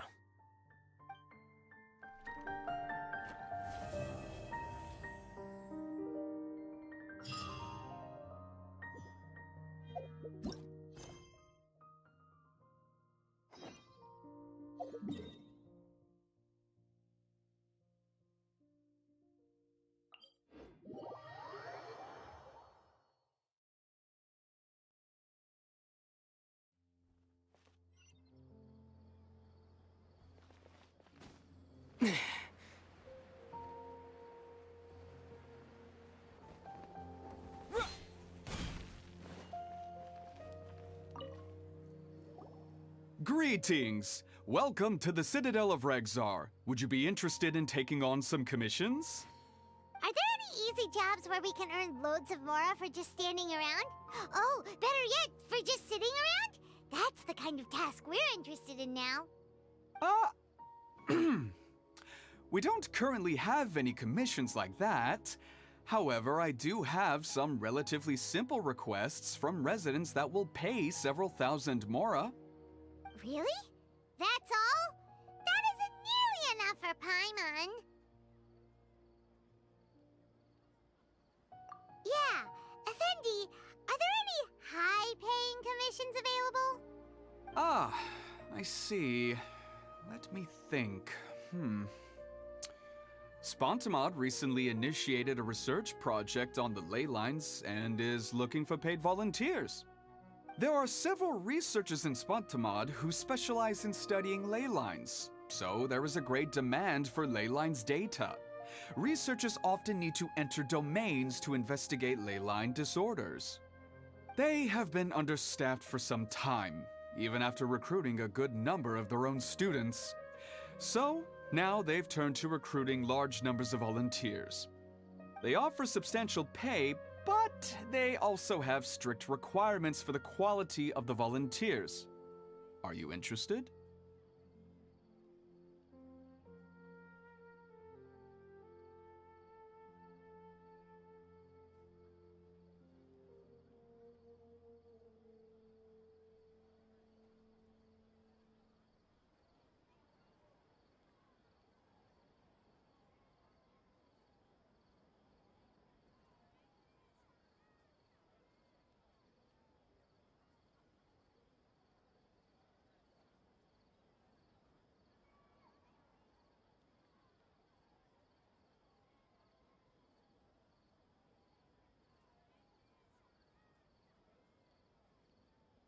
Yes, let's walk through the recruitment process. First of all, are you proficient with one or more types of weapon? Very good. How's your understanding of elements? Are you capable of using elemental powers? All right, I'll put you down as the Traveler, right? Okay, I finished the registration. I'll be coordinating the necessary supplies and payments for volunteers later. You'll have to find GeForce for more details about the job. However, he has an important visitor today, so I don't think he'll be in the academia. According to the standard protocol for receiving visitors, he will most likely bring the visitor to the Puspa Cafe. You can go there and talk to him when his time with the visitor has finished. He sounded like he was in quite the rush to recruit volunteers when he contacted me, but now he's showing a visitor around. Seriously, who could be so important?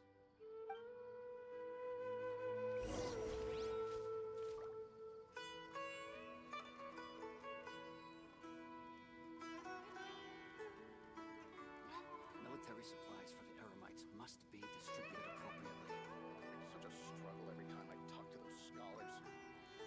Is there a new request from the academia? No news is good news. When I hand this work over to the Eremites, I'll have to rephrase the request.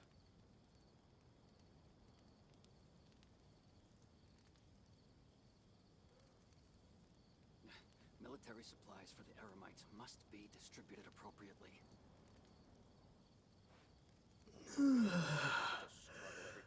Is there a new request from the academia?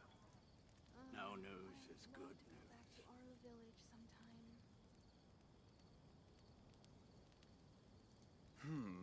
When I hand this work over to the Eremites, I'll have to rephrase the request.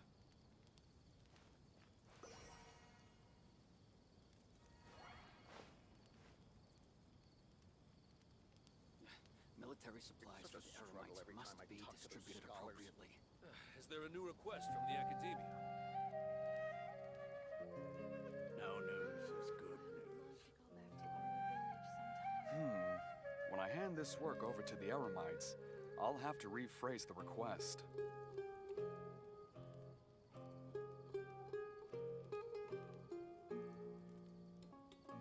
It's such a struggle every time I talk to those scholars. Military supplies for the Eremites must be distributed appropriately. Is there a new request from the academia?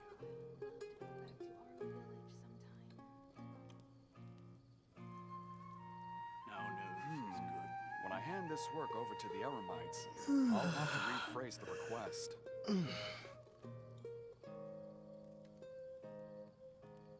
It's such a struggle every time I talk to those scholars.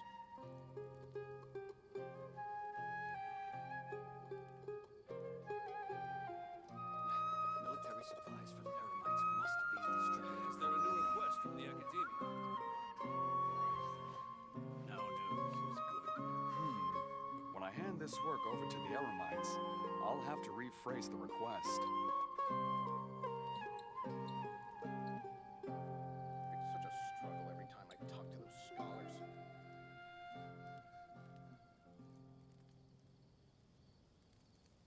Military supplies for the Eremites must Is there a new request from the academia? No news is good news.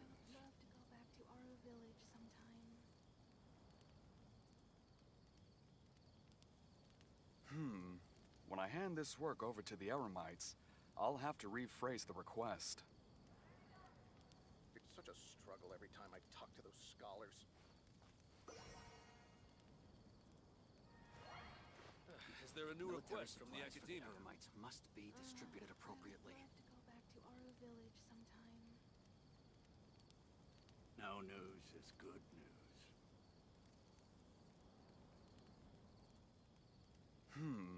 When I hand this work over to the Eremites, I'll have to rephrase the request.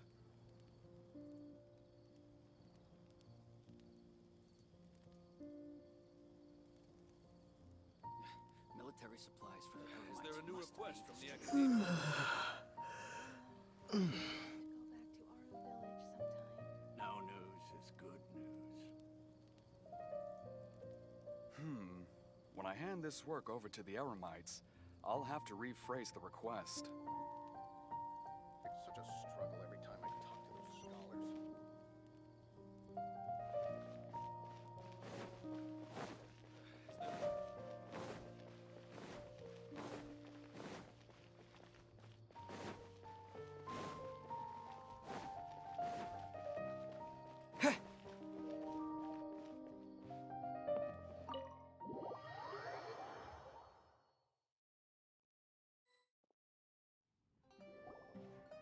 Do you still remember what the coffee's like here? Of course. How could I forget? It used to be my go-to drink here. Listen, Gafoor. I suppose I should call you Professor Gafoor now. We're old acquaintances, so how about we stop beating around the bush, hmm? First you wanted to catch up, and now the coffee. If you have something to say, just say it. Oh, that's Gafoor! He's the one we're searching for. But he seems to be busy talking with someone else. Maybe we should wait for them to finish. Oh, well, it's nothing really. It's just that ever since you left the academia, our original projects and plans have lost their backbone, so to speak. Cyrus is also disappointed. He's always valued you as a proud disciple. To be honest, it's a real shame that you left the academia, Lisa. With your wisdom and intellect, had you stayed in the academia, you would have become a Herbot by now. Hold on. That's Lisa! The librarian Lisa! Our Lisa! Paimon heard that Lisa had studied at the academia before, but that was a long time ago. What's Lisa doing here now?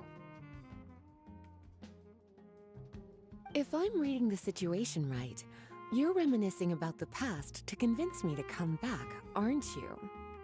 Well, I heard that you're currently the librarian for the Knights of Favonius in Mondstadt. If you ask me, that's a tragic waste of your talents.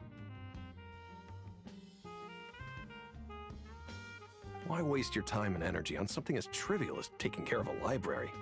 Your time is much more valuable than that. If you're willing to come back to the academia, I have plenty of projects for you to preside over right away. The Academia needs people right now, and some of these projects are quite important.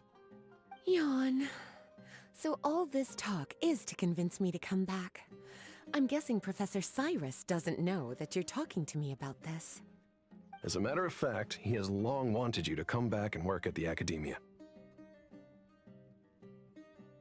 Is that so? You know, Professor Gafoor, it isn't a good idea to lie to people. Our teacher knows exactly why I left the Academia after only 2 years. He would never ask me to come back. Giving up my life in Mondstadt and returning to the Academia as a Spontamod researcher. The price of seeking wisdom is no longer something I'm willing to pay. So please, don't bother trying to get me to come back. Wow! So Lisa used to be a Spontamod researcher? Paimon's never heard her mention it before. Besides, taking care of a library is important work. I've never considered it a waste of my time. Wisdom is hidden in every corner of the world. Never underestimate wisdom, no matter how small it may appear. That's what our teacher always said. A good scholar wouldn't overlook the small details, Gafoor. I'm sorry. I'm still not used to calling you Professor. Nevertheless, the underlying meaning of what you just said is simply wrong. And there's one other detail you probably haven't noticed. 2 people have been eavesdropping on us for quite a while now.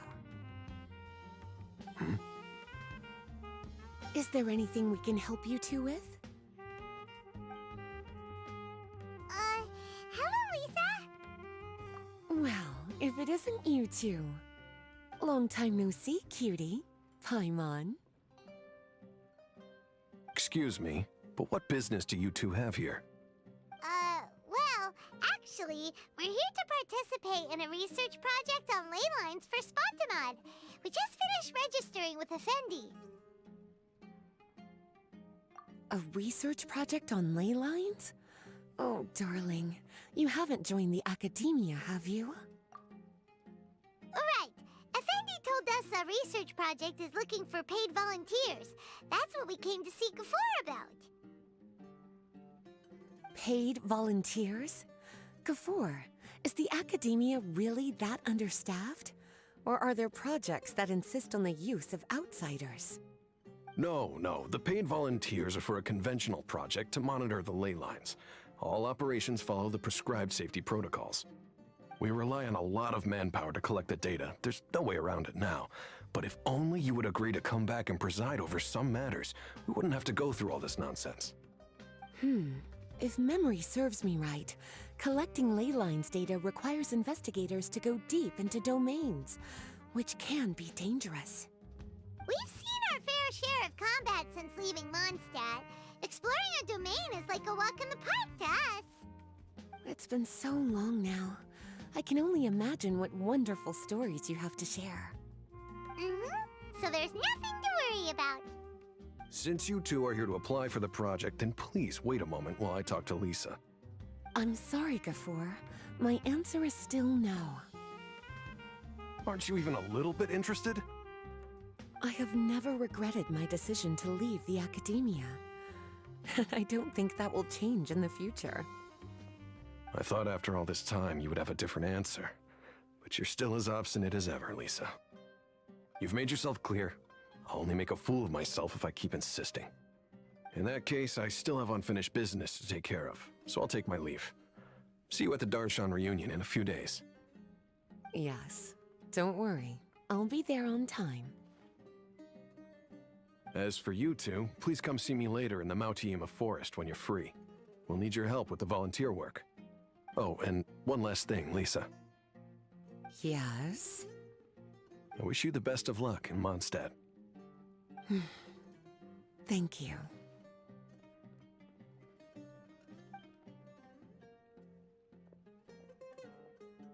Well then, cuties. Now that the recruiter is gone, we can sit down and have a good chat.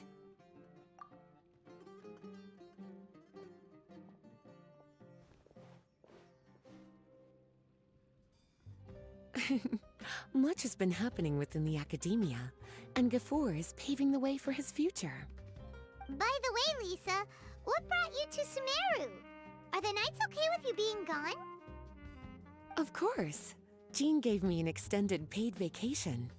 It's rare that I get any time off, so I thought to myself, why not go on a trip and relax a little? I don't know how much of our conversation you heard, but I studied in the Spontamad Darshan at the Academia for 2 years. But instead of staying at the Academia after graduation, I went back to Mondstadt to become the librarian for the Knights of Favonius. So that's why you came to Sumeru, right? To walk around and meet with your old friends and teachers. You'd like to know, wouldn't you? Well, I guess it wouldn't hurt if I told you. After all, it was ages ago. If anything, it all boils down to a difference in philosophy. When I first came to the Academia, Professor Cyrus really appreciated my work and invited me to participate in several major projects. But most of those projects ended in failure. To be honest, they went too far trying to achieve wisdom beyond mortal understanding, so failure was only to be expected. I didn't want any part of that lunacy, so I left. Anyway, now that I told you, make sure you keep it between us. Sounds like you've experienced a lot. I don't wish to return to the Academia, even if Professor Cyrus came to ask me personally. Rather than conducting experiments day and night, I'm much more suited for working hours that start after 10 a.m., with regular afternoon tea every day. Oh, Lisa chose to be a librarian because she doesn't want to deal with hassles all the time. I prefer to take things at my own pace when it comes to tiring tasks like a job. And besides, being able to take regular vacations is also really important. It's a pity I didn't even have time to visit that child in Gandharvaville yet. GeForce found me just after I arrived in Sumeru. Speaking of which, what about you two? What brings my favorite cuties to Sumeru?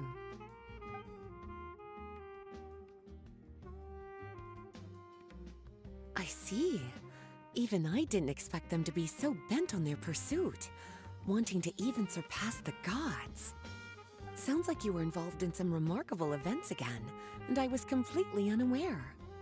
And to think, you were even able to handle a crisis of that magnitude. Cutie, your abilities are really beyond measure. Having accomplished such a feat, I'm sure you must have a lot on your plate right now. I was actually thinking about inviting you two to walk around Sumeru with me. What a pity. It's very rare for us to meet like this. Oh, then would you like to spend some time with me, darling? That would be wonderful. I plan to spend the next few days visiting around Sumeru City. At the end of my stay, I'll leave from Gandharvaville and return to Mondstadt via Liyue. Who knows? Perhaps we'll bump into each other again in Sumeru City or Gandharvaville. Come to think of it, there's something romantic about such a chance encounter like this. It's like icing on the cake for this little vacation of mine. If you see me around, be sure to come and say hello. Otherwise, I might start feeling lonely.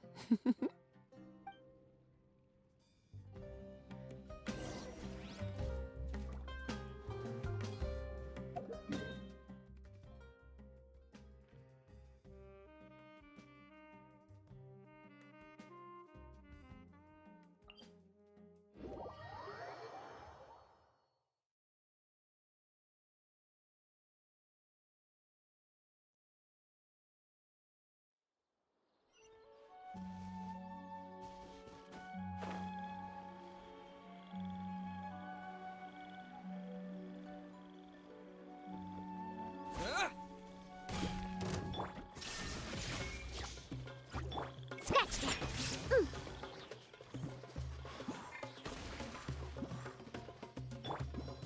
Propagate! Illusion shattered! Scatter! Shaken and stirred! Lay waste to the wicked!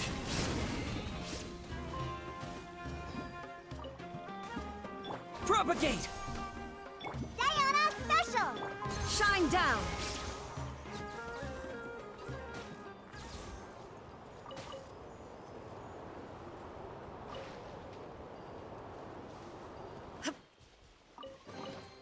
but a momentary distraction.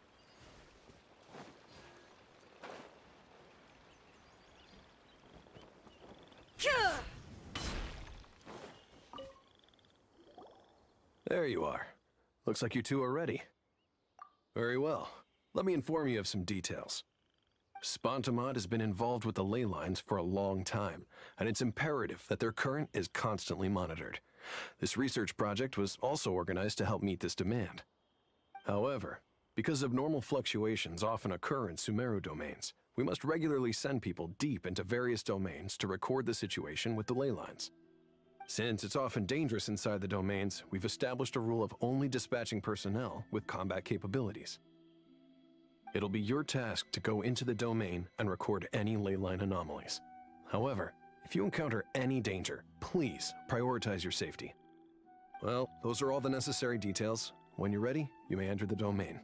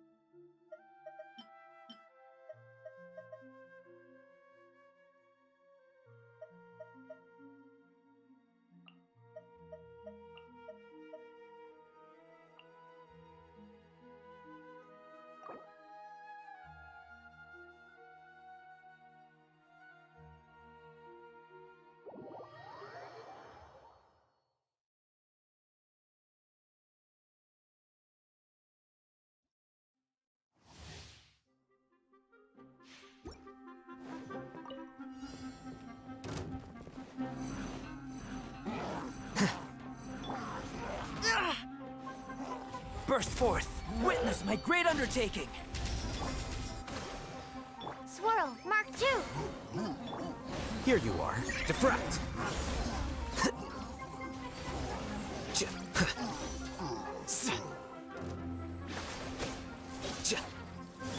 Come into being! Moment of birth! Adsorption test. Stand clear. Animal hypostasis emulation. Scatter!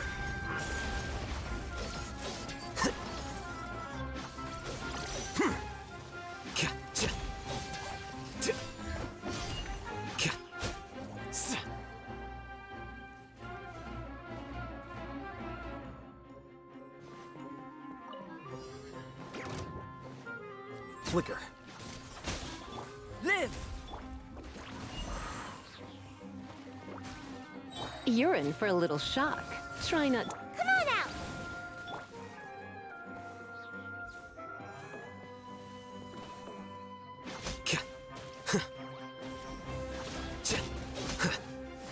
Come into being! Feel this ancient power! Ha! Ha! Ha! Ha! Come a little closer. Let's spark things up. Live! Diffract!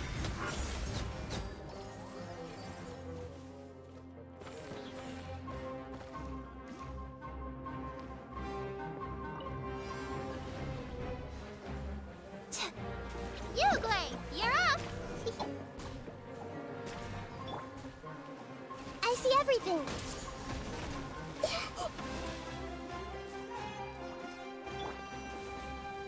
Try not to enjoy this too much.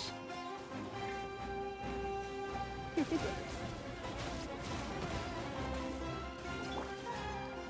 get him, Uruguay!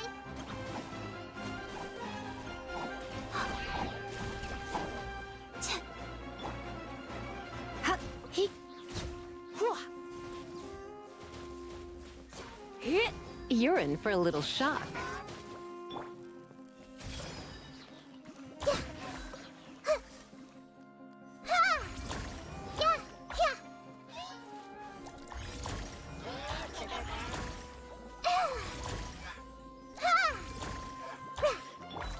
Stay put!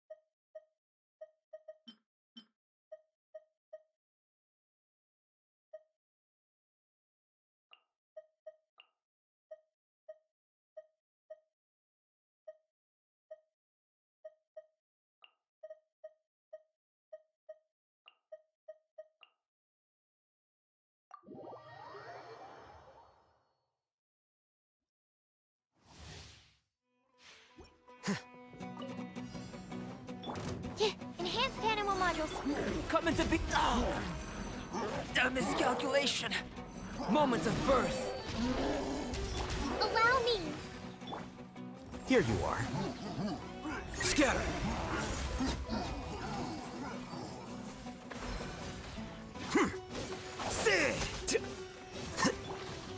Feel this ancient power.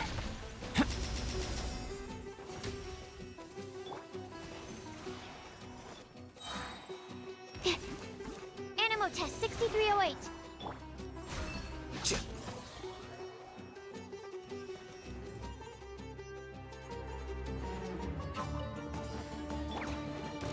Live! Witness my great undertaking! Let's spark things up a... Bye! Ninjutsu! Make my...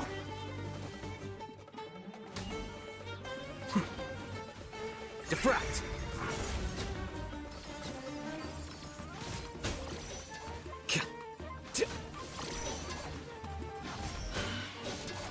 Burst forth! Moment of birth! Surrender and I'll be gentle. Flicker.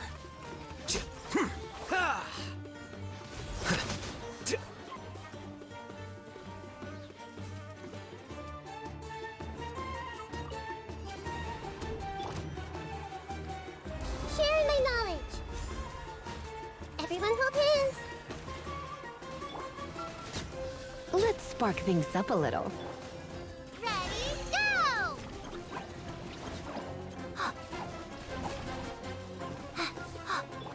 Lay waste to the wicked! I see everything. Make yourselves at home. Don't be scared. Come a little closer. Try not to enjoy this too much. Everyone hold hands.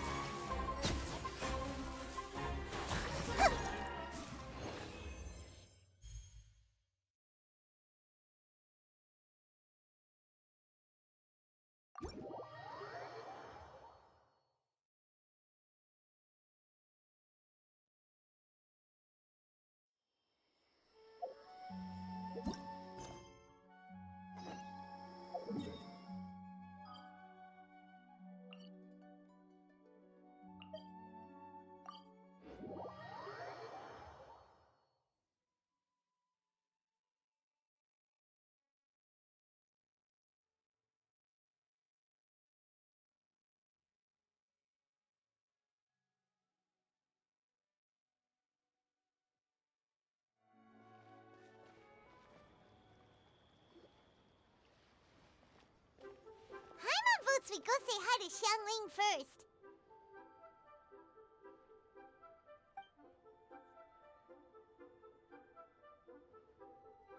Huh? Xiangli? What a pleasant surprise meeting you here! Oh? Why, the pleasure is all mine, as is the surprise, surely. It must be fate that brings us together in this place. How have you fared as of late? I sense you are older and wiser than the last time we met. It seems your travels continue to yield valuable insights. You are too kind. So, Xiangli, are you here to listen to stories over tea again? I had originally planned to set out after this last round of tea. However, I had planned to take a walk to Qingce village and gather some nascent bamboo shoots, which are currently in season. A villager there once gave me a small sample, and they possessed a most excellent flavor. Huh? Nascent bamboo shoots? Why can't you just use normal bamboo shoots instead? Wait, Paimon knows! Because Zhongli prefers the finer things in life, right? Okay, Mr. Particular, let me guess. Ahem. The nascent bamboo shoot has a uniquely tender texture and a delicate sweet taste that its normal cousin cannot match. An astute observation, Paimon. You know me well indeed. Lantern Rite is almost upon us, but besides the bamboo shoots, There are a few other items I have not yet procured from Director Who's list. May I ask if you have already made arrangements for the days ahead? Well, we were planning to use the opportunity to say hi to some of our friends, but before we were able to figure out a schedule, we ran into you. Well then, might I invite you to imagine the sheer delight that is a soup cooked with the freshest nascent bamboo shoots in all the land. Generous cuts of pork belly and crisp, fragrant bamboo shoots placed together in the pot and left to simmer slowly for half a day. You're doing this on purpose, aren't you? Paimon's onto your plan. You just want to hoodwink us into fetching your bamboo for you. Why, I assure you, I would do no such thing. I merely wish to inform you of the freshest, most succulent and flavorful bamboo shoots one could ever hope to taste. Ugh. Let's go, Traveler. Paimon's taste buds can't take it anymore. Collecting a few bamboo shoots shouldn't take too long. Paimon has got to get her hands on some of that soup. Such fine specimens are indeed well worth the excursion. Very well. I shall leave the bamboo shoots to you. Should you have the good fortune to find some, please share them with me as well. See? Paimon knew he was just bamboozling us. However, there is no need to rush. The streets of Liyue will be bustling with visitors and filled with all manner of celebrations during the festive period. By all means, go wherever your interests lead you. The nascent bamboo shoots would be but a wonderful final touch to a most exceptional feast. What an honor it would be to savor them in the company of friends. We're heading out. Enjoy your walk, young Lee. Take care now, you two.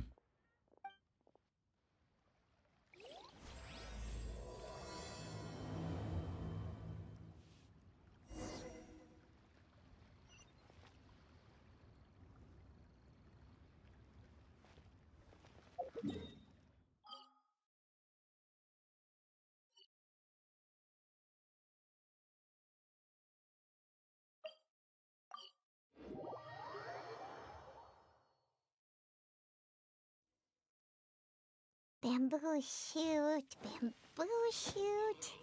nascent bamboo shoot. Oh, this one's only just sprouted, and it looks super fresh.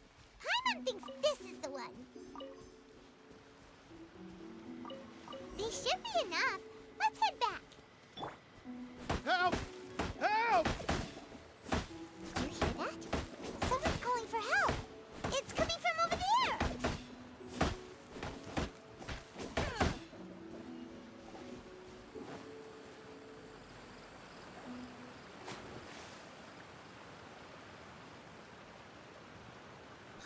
Are you okay? Did any water go down the wrong pipe?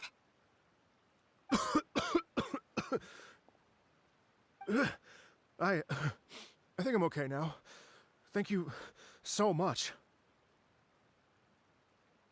That was scary. Well, at least you're all right. All thanks to your savior here. Oh, a little girl? Greetings, everyone. My name is Yao. It's a pleasure to make your acquaintance. Whoa, she's so well-mannered. My name's Paimon, and this is the Traveler. I'm Dvorak, a musician from Fontaine. I came through Stone Gate intending to head towards Liyue Harbor, but then I became captivated by the beautiful scenery, and before long, I was completely lost. Just now, I was so mesmerized by the waterfall that I slipped and fell into the water. If it weren't for Miss Yao Yao's help, I shudder to think what might have happened. It's all right, Mr. Dvorak. The splashing around the bottom of the waterfall means the stone path is always wet and slippy. You definitely have to be careful. Next time you're exploring an unfamiliar environment, try to focus on what's right in front of you. Don't let your mind wander. As long as you watch your step, accidents like this won't happen anymore. Yes, ma'am. I understand. I'll remember to be more careful next time.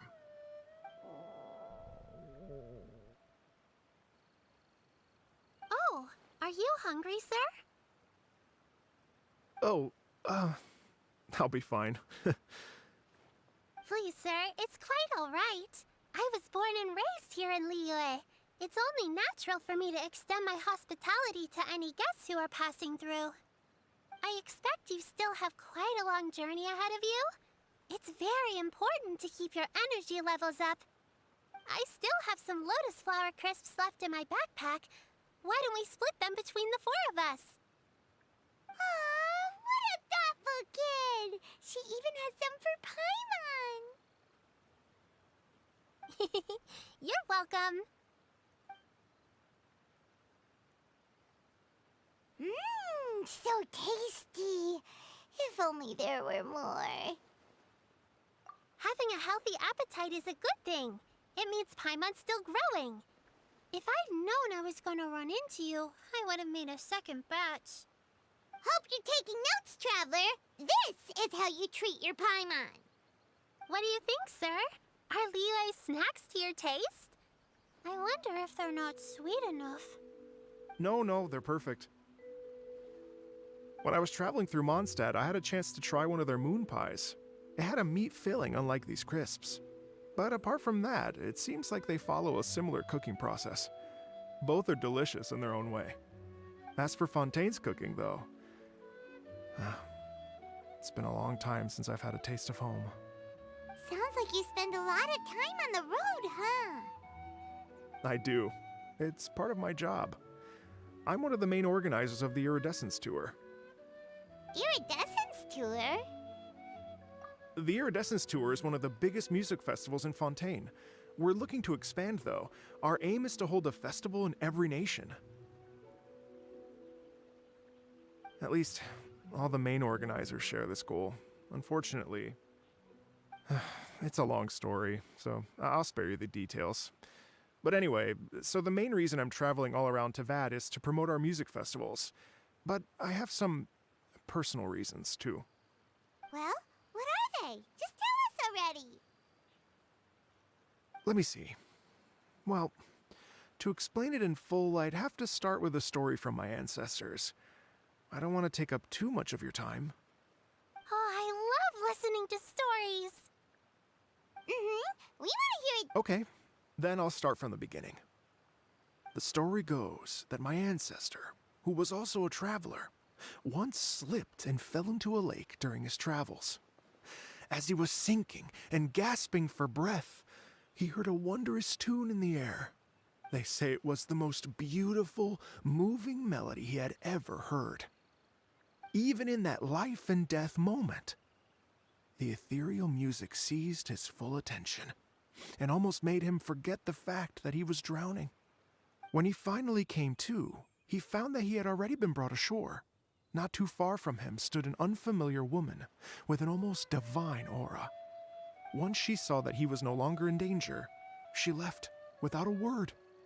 My ancestor tried to run after her to give his thanks, but although a mere dozen paces separated them, no matter how quickly he gave chase, he drew no closer and remained a dozen paces behind. In the end, all he could do was to bow in thanks to the woman as he watched her walk away towards the rivers and mountains in the distance, before at last he turned around and made his way home. Once he returned to Fontaine, he began to learn an instrument so that he could spread his story far and wide, just like the bards. After generations of retelling, embellishing, and dramatizing, people have come to think of that lady as something like a fairy. The story's become something of a local legend in Fontaine. It's called the Lady Overlooking the Lake. People now say that if you go down to the lakeside and play an instrument, so long as you play a pleasing melody, you will hear a fairy lady who is hiding out of sight, playing along with you. Wow! Well, yes. As it stands now, it's become a touch too romantic and detached from reality. But I understand the original story and its historical grounding better than anyone else. I wanted to find out the truth of this tale. So I decided to retrace my ancestors' steps and search for that lady's modern-day descendants. Of course, there's no way of knowing where my ancestor fell into the lake all those years ago. so I always knew that the search would be akin to looking for a needle in a haystack. I've spent many years on the road now, and I'm nowhere near as fit as I was in my youth. The wish that I've spent half my life chasing after has now become something of an obsession. Well, I haven't lived half of my life yet, but still, I understand how you must feel. Paimon too! It's like... imagine if you saved the center of a lotus flower crisp, which is the best part, by the way, because you wanted to eat it another day. But then suddenly, sploosh! It falls into the water, never to be seen again! Paimon would definitely remember that for the rest of her life. There's no need to feel sorry for me. I've made some progress over the years. For example, I've concluded that the story must have taken place in Liyue. Oh, so you finally found a lead? Yes, in fact, that's an intriguing story in and of itself. I'd always known that Mondstadt is the city of song and freedom, but more recently, I heard that the Animo Archon returned to Mondstadt for a festival in the fall, and learned that he himself is a patron deity of music. So I prayed for the Animo Archon's guidance in the Mondstadt Cathedral, and as soon as I set foot back outside the front gate, I noticed a cluster of leaves being blown in the wind further and further west, towards Stone Gate. A friendly local told me that this meant the wind was guiding me in the direction of Liyue, so I followed their advice and made my way here. Right? You get it. I knew I'd find someone that agrees with me eventually. Are you sure? It sounds a bit too much like one of those fake legends told by those treasure hoarder guys to scam gullible grannies from Qingce Village. Rex Lapis has returned to the world. Just give me some incense and a little more towards the travel fees, and I will pass your gift on to the Lord of Geo and ask him to keep you and your family safe and well. And so on and so on. Don't worry, Yao-Yao. We have a lot of experience with deciphering omens and stuff. And anyway, you only got scammed if you handed over Mora, right? Actually, to express my gratitude, I did spend rather a lot of Mora on several bottles of fine wine, which I left at the Statues of the Seven along the way. Oh dear. Well, how about this, ladies and gentlemen? I don't know very many people, so I can't help you out much. But Miss Ganyu and the Qixing know just about everything. If you've been scammed, they'll help you get your Mora back. And if the wind was telling the truth, and you want to keep looking for that lady's family, they'll be the best people to ask. But you've already helped me so much. Well, I was gonna take some new medicinal herbs and plants I picked to Miss Ganyu anyway, so it's no trouble at all. You know what? It's been a minute since we saw Ganyu too. It should be nice to pay her a visit before Lantern, right? All right. Well, my sincere thanks to you all. I will never forget your kindness. Okay, everyone. Please follow me. I'll be your guide. Remember to watch where you're going, okay? Uh-oh. Paimon's out of a job! Oh well, Paimon will just be a cheerleader instead.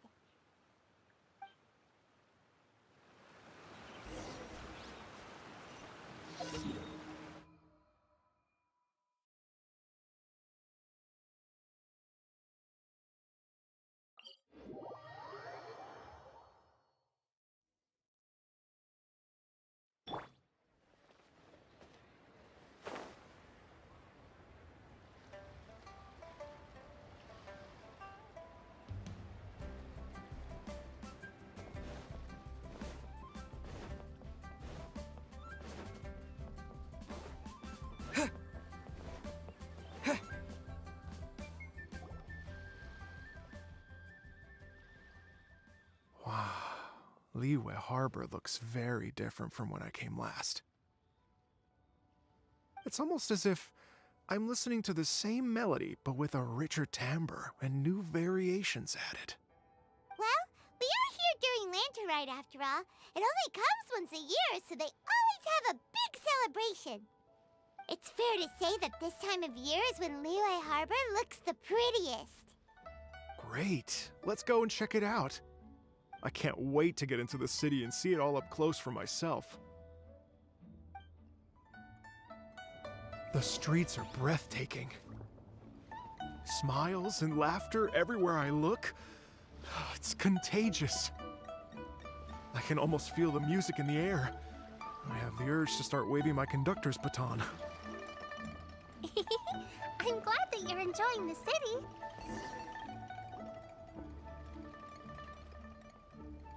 Hey, everyone! Fancy meeting you all here. What a nice surprise. Hello, Xinyan.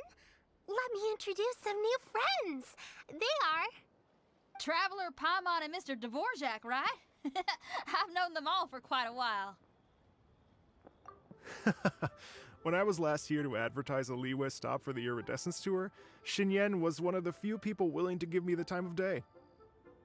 Well, feels like I've been chasing this Iridescence Tour bandwagon halfway around the world, but I keep getting stood up.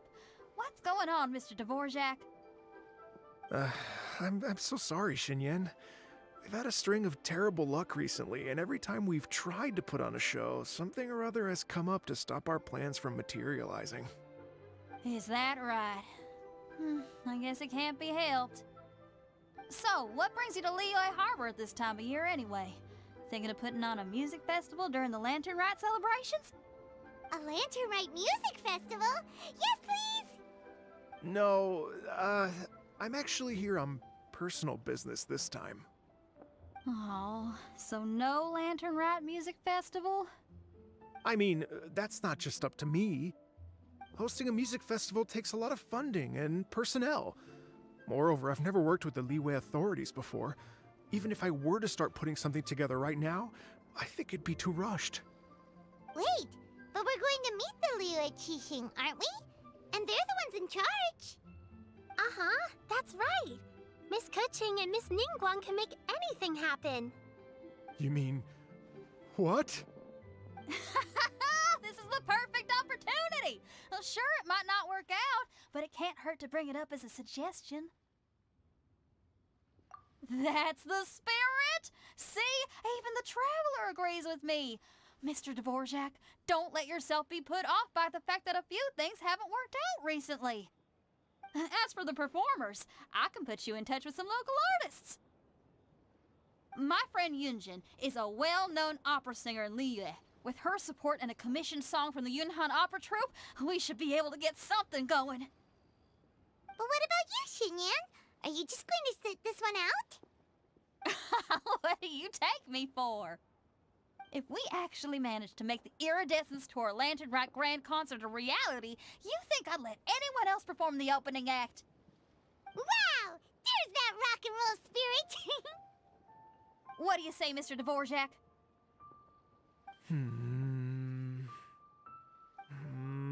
Okay. I'll give it a shot. But the opening act is not something to be chosen lightly, Xinyan. I will judge your work by the strictest of standards, so please make sure you are fully prepared. Are you kidding? I thought you'd never ask. Whew, guess my shopping time's getting cut short. I'm gonna head back right away and start working on this. Yao Yao, if you run into your senior on the way to the Qixing, please send her my regards. Okay, I promise I will. Good luck with your music, Xinyan. You've got this, Xinyan! So about the senior of yours Xinyan mentioned just now, is that anyone we know? Yes, it's Xiangling. She's mentioned you two before. Xiangling's always thinking about cooking. Whenever she gets scrapes or burns, she just leaves them to heal by themselves. She definitely needs someone around her to look after her. I know you must have looked out for her a lot too in the time you've known her, so thank you for that.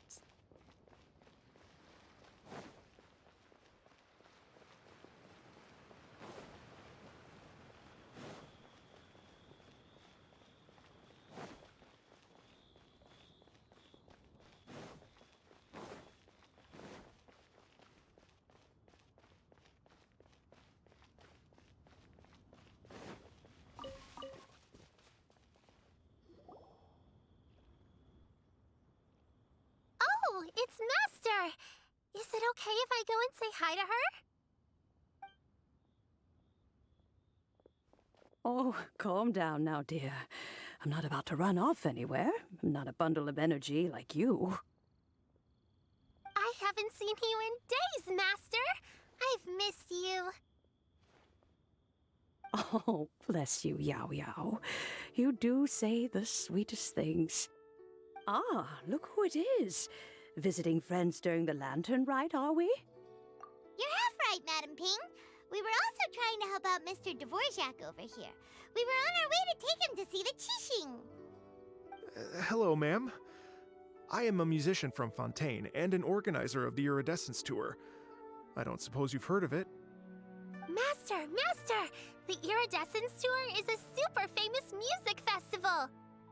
Oh, an old lady like me wouldn't know much about that sort of thing.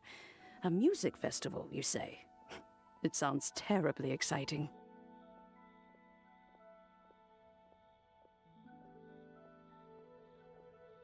Oh, right! Madam Ping, how would you feel about that? You're an elder of Liyue, and you know all about Liyue's cultural traditions. Hearing your thoughts would definitely help us figure out how best to approach it. For example, do you think it might be a bit too modern, or is there any other issue? Why, not at all. Music pays homage to history and culture, and it can also be a bridge between different civilizations. Times change, and the music enjoyed by the youngsters of today is no doubt very different from the tunes I was accustomed to in my youth. Nevertheless, all fine things in life can be appreciated. And so, I look forward to it immensely. Hear, hear. I do believe that, my own dear grandmother aside, you are the wisest old lady I've ever met. Goodness gracious, you're all being suspiciously sweet today. Yao Yao, whatever have you been feeding them? Master, you're in such a great mood today. You're even cracking jokes with the rest of us. Oh, well, I'm sure you must have plenty to be getting on with. Yes? Run along now. Don't let me hold you up. Thanks, Madam Ping. We'll see you again soon.